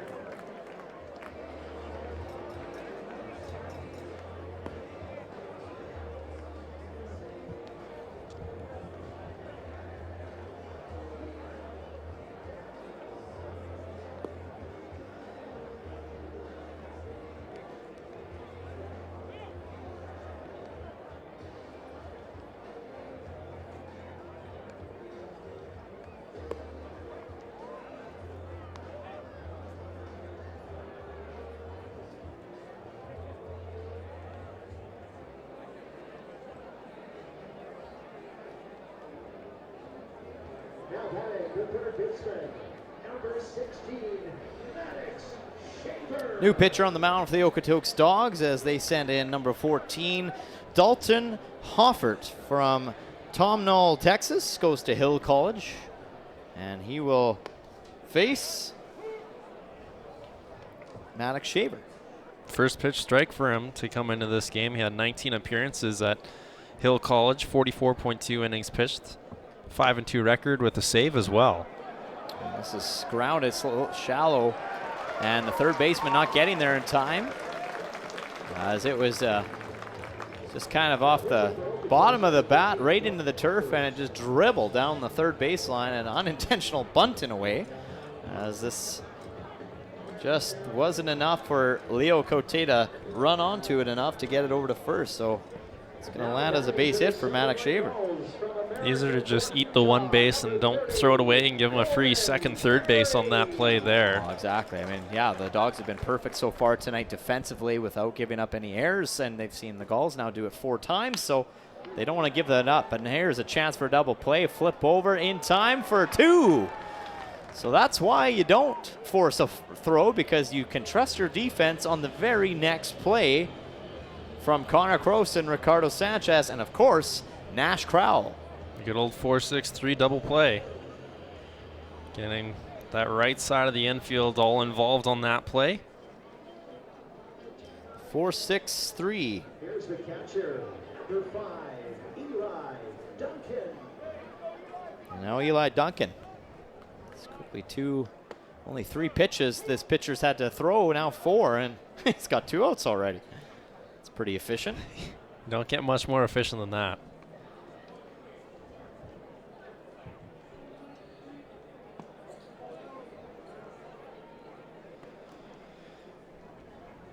Had a 5.24 ERA in Hill College, and he doesn't allow many walks or hits. 1.54 whip to his name as well. Wow. 47 strikeouts too. This is grounded right down the first base. Took a little bit of a hop off the bag, but a good recovery by Nash Crowell to glove it up and tag the base. So a 3-up, 3-down inning for this new pitcher, Dalton Hoffert, and just like that, the Okotoks Dawgs with only 1 inning left to then maybe carry away their first win of the season when we come back. No, I said stop. Yeah, that's right. Hey, ladies and gentlemen, how about a round of applause for our TV Bobcat back girl, Michelle Sinclair. We have a chat with down there too. Little chat with our back girl and that boy, brought to you by TV Bobcat. We're right on us. Well done tonight, kids. Great job. All right. While I have you, why don't we do this? Why don't we give away some money tonight? On behalf of the Gulls Gift Foundation and Parallax Energy, we've got a 50-50 ticket number to give you. Tonight's jackpot, the most in opening game history, $6,600. Winning ticket number D12861. D12861. If that's your winning ticket number, congratulations. You can claim your prize at the Gulls Gift Foundation Community Corner.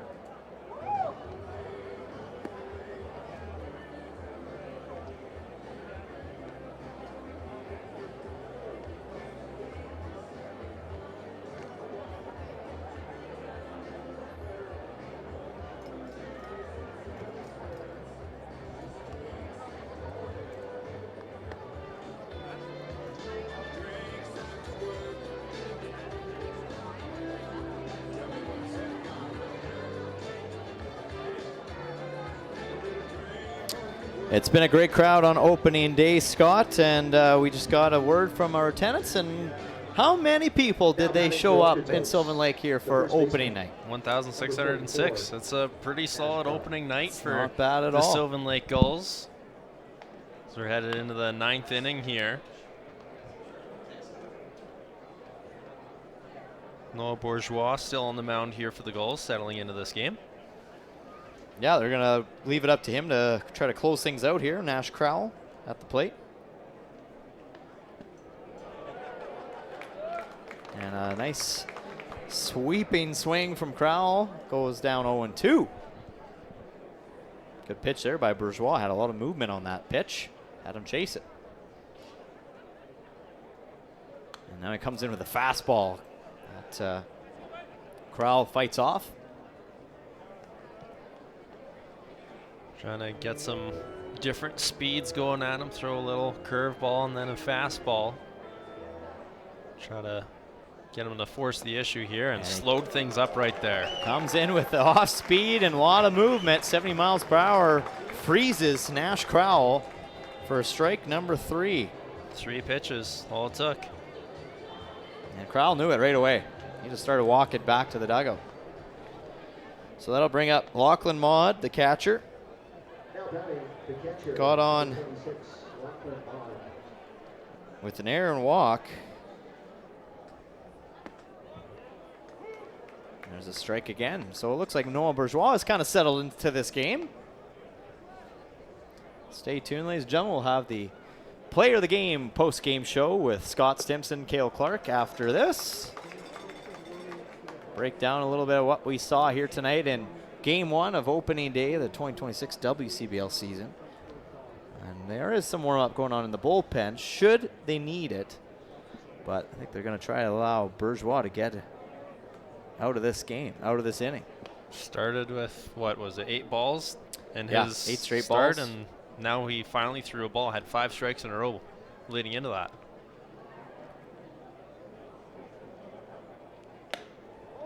That one had some heat, a little pop of the glove from that one. Just under 90 miles per hour, 87 hitting the radar gun.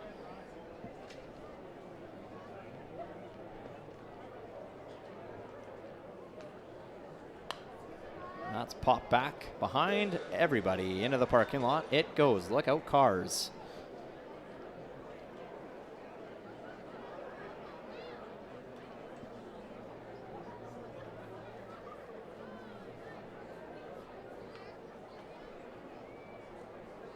Well, that one comes inside but misses.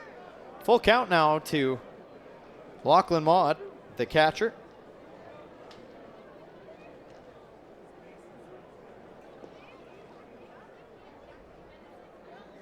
And that one misses outside and away. So it's a walk to Maud.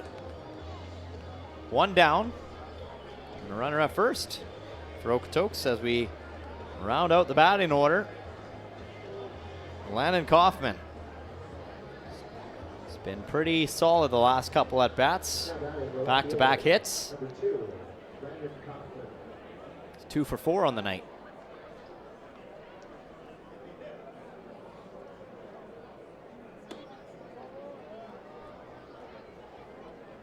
You know what I gotta ask? I wonder who gets this confetti out of the screen after this game. You know, like they almost got to get somebody with a fire truck and a lift to pull all that out of the screen. It's all hung up in there. Well, some of it's on the cables at the top of the screen here. Yeah. Otherwise, it's with somewhere at the top of the screen. And there's a good look there as we get a nice, view and a little bit of a little pan to the right. I'll tell you this, I will not be free scaling that screen to let them free. Yeah, absolutely not. No thanks. Couldn't pay me enough. That just misses up high for ball 2. But I still have a confetti gun here in the broadcast booth. I was supposed to pop off when he said let's play ball, but we were in the middle of our pregame show at that point, so there was absolutely no way. Should we pop it for the camera? Just in here, and then we got to clean up the mess. I'll pass. I'll pass on that. Yeah. I don't think ownership would be too happy. They come in here and there's just a bunch of confetti all over the place. Then I have to deal with it on Saturday when I'm in here. I might pop it because if they got to clean it up anyways at the end of the night, what's one more, Yeah, just make sure you get it right at the top of the screen. I'm going to really help them out. Yeah. This is grounded right to the second baseman. Chance for a double play, and they do it. Sylvan Lake Gulls get out of the top half of the 9th inning with a double play. What a play it was as well. And a new first baseman with the catch at that. As we had the substitution. Got some 3 up, 3 down out of the inning. Absolutely. Great play from everybody, and even that guy stretching out number 30 for the Gulls. When we come back, the Gulls will have 4 runs to catch up on at the bottom of the 9th.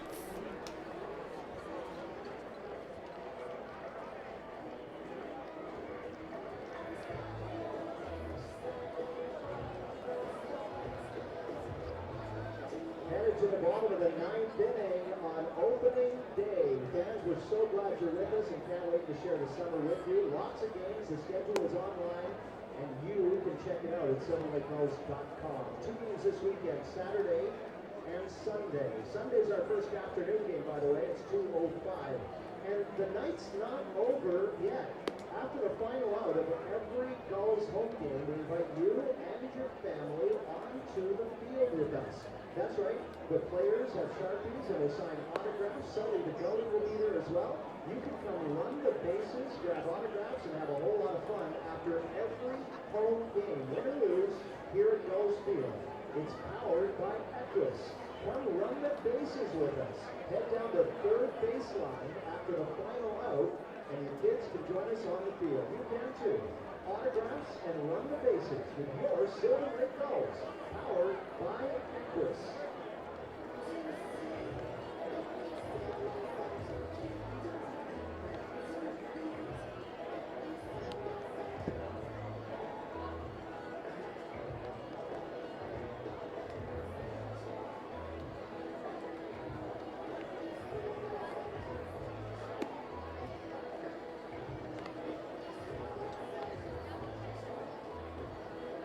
Time for a pitching change brought to you by Play Alberta. Time to shake things up. 3 ways to play on one app. Casino, sports, and lottery. Play Alberta. Now pitching for the Dawgs, number 32, Grady Kello. New pitcher on the mound for the Okotoks Dawgs, and it's going to be number 32, Grady Keljo, right-handed pitcher from Portland, and he's going to the University of Portland as well. Portland, Oregon. 10 appearances in his time there, 8 1/3 innings pitched. Had 10 strikeouts in that time. 6'4", 230 pounds, so he's got some muscle behind him as well. Yeah, he's a big boy on the mound for Okotoks, and he'll face Isaiah Nolan. And that pitch takes a hop right off the, it looked like maybe the plate even. Went right up, so 1-0 the count to Nolan. Gulls with 4 runs to come back on. It has been done in innings before. I don't mean to remind you Gulls fans watching, but you watched a big blow-up 9th inning in the championship final, but for the Gulls, it was the Red Sox that would come in and score 6 runs in the 9th inning to then take that game. Again, don't mean to, bring up bad memories, but do you know how many people are going to have nightmares tonight because of that? Exactly. They're like, oh, thanks. You're probably going to be one of them. Thanks. I thought I was finally over it. Well, clearly the play-by-play guy isn't, okay? First game since. Yeah, yeah, it is. It still feels like yesterday. Count now even to Isaiah Nolan. A game of inches, really. And it's a strikeout as he gets caught looking. Good pitch there by the newcomer and Grady Keljo.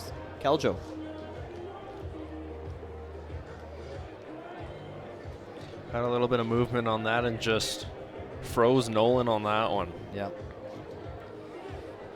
So that'll bring up a pinch hitter now. It's not going to be Dom Giusti. It's going to be number 17 in Reese Sherman, who just arrived today from my understanding. Yeah, we got that note, a half hour before the game saying, guess who's here? Yeah, if that. So good to see him just slide into the lineup. Slides right in there from Med Washington. Goes to Gonzaga University. He's a catcher as well. And I hope I'm saying his name right. Sherman. If I am, please correct me. Ladies and gentlemen, if you're watching at home, you can always tweet us. Kale_Clark97 or at Scott Stimson. Pretty easy. That's not with a P, it's with an M. Stimson. Stimson. Feel free to reach out to us on Twitter, or X, I should say. And if you have any pronunciations or insiders or stories or anything like that you want to share with us, we'd love to hear from you. 1-2 to Sherman. And he takes a swing and a miss, and a great pitch there by Grady Keljo, who's just wheeling and dealing as a closer in the 9th inning with 2 straight strikeouts. And all fate will rest now with the DH in Joey Marino. Yeah, 2 Ks and 2 batters, and he's had some pretty good stuff tonight. Hasn't had to see a whole lot of pitches just yet, just 9 thrown so far, but a lot of them have been really good strikes from Caljo tonight.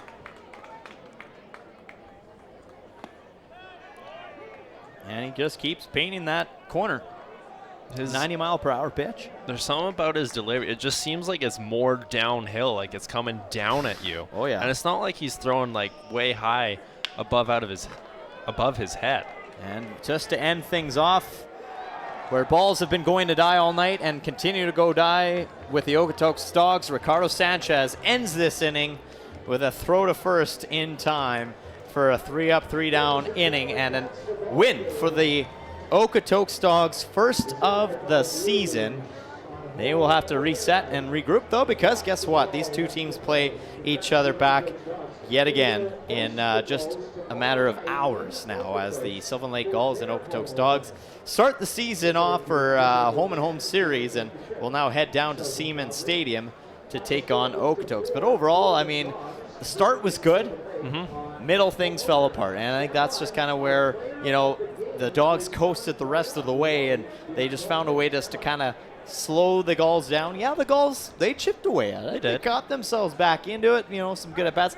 Only 4 hits, but I think what the real big problem on that scoreboard right now is looking at that error category and seeing that the Gulls had 4 and the Dawgs had 0. Yeah, seeing that 5 spot go on the board with a few errors going on, it's something that obviously you got to clean up. It's the first game of the season too. There's some nerves. You're just moving into this new place. Some guys literally just showed up for the game, so you're not settled in yet. They'll get a chance to do that. We'll see what they do tomorrow on the road for the Okotoks Dawgs home opener, and then they're back at home. They got a nice little homestand. Let's go down to field level with our first Snap Fitness player of the game. Wally? Thank you very much, Joe. Joining us down here for your EG Actions player of the game, Joey Marino. First off, Joey, just a comment on the game. Obviously would have liked to win, but just talk about your thoughts on the game tonight. Yeah, you know, we played a good game, but we'll try and come back and get them tomorrow. I guess that's a good thing, especially around baseball. You got that back-to-back real quick. What would you like to see change a little bit different, just tweak things up to get ready for tomorrow? Yeah, we're going to get in the zone tomorrow with our pitchers, and we're going to make plays on defense. So you are from Surrey, British Columbia. Is this your first visit to Sylvan Lake, and what do you think? It is. It's awesome. I love it here. Yeah. Well, we look forward to seeing more of you and your teammates, and good luck tomorrow in Okotoks. Thank you. Joey Marino, your EG Actions player of the game. Well, there you have it, ladies and gentlemen. Joey Marino, player of the game for the Sylvan Lake Gulls, the first player of the game in this 2026 summer in this sea of gold. Sylvan Lake Gulls home opener falls short against the Okotoks Dawgs. 8-4 final, but like I said, get ready for tomorrow. They got the Okotoks Dawgs again at Siemens Stadium, and then they're back here at Gulls Field for a pair against the Brooks Bombers. But, you know, Joey Marino comes in. He's a leadoff hitter. He's the DH. He goes 2 for 5 at the plate, being that last batter in the game. But overall, like, you know, some good things to see from some of these guys. I like Marino. I like Graves' play defensively over at shortstop. We saw some good things from him. Yes, he was a great counter to what we saw on the other side for Ricardo Sanchez. He was eating up every ball that went his way, getting the outs at first, getting them at second and first. So he's really showcasing his glove, his arm, and really solid defender, as like you've been saying all game long. There's big shoes to fill at that position, and he's certainly doing his part. Well, lots to look forward to with the Sylvan Lake Gulls team. We're just getting a little piece of it here tonight, but I'm sure we're going to learn more and more about what these guys have to offer as the season rolls on. Well, it was a good start for the Okotoks Dawgs, a good response by the Sylvan Lake Gulls. However, you know, the Dawgs really started to run away there in that 4th inning. They just hit the bats, and they couldn't stop after that. It was one after the other after the other. And you know, Ricardo Sanchez, I mean, he continues to be a thorn in the Sylvan Lake Gulls' backs, as, you know, we saw some good stuff from Snapman losing, and, you know, at the end of the day, the Sylvan Lake Gulls did find some bats coming in later on in the game. They tried to get back into it. Noah Bourgeois comes in, you know, a good play there by the plate by the catcher, and a great double play, and good things to end on at the top of the 9th inning. But the Gulls go to Okotoks tomorrow. We'll see you on Saturday night. For Scott Stimpson, the whole broadcast crew at Green Onion Media, I'm Cale Clark with another bird's eye view on this one. Good night.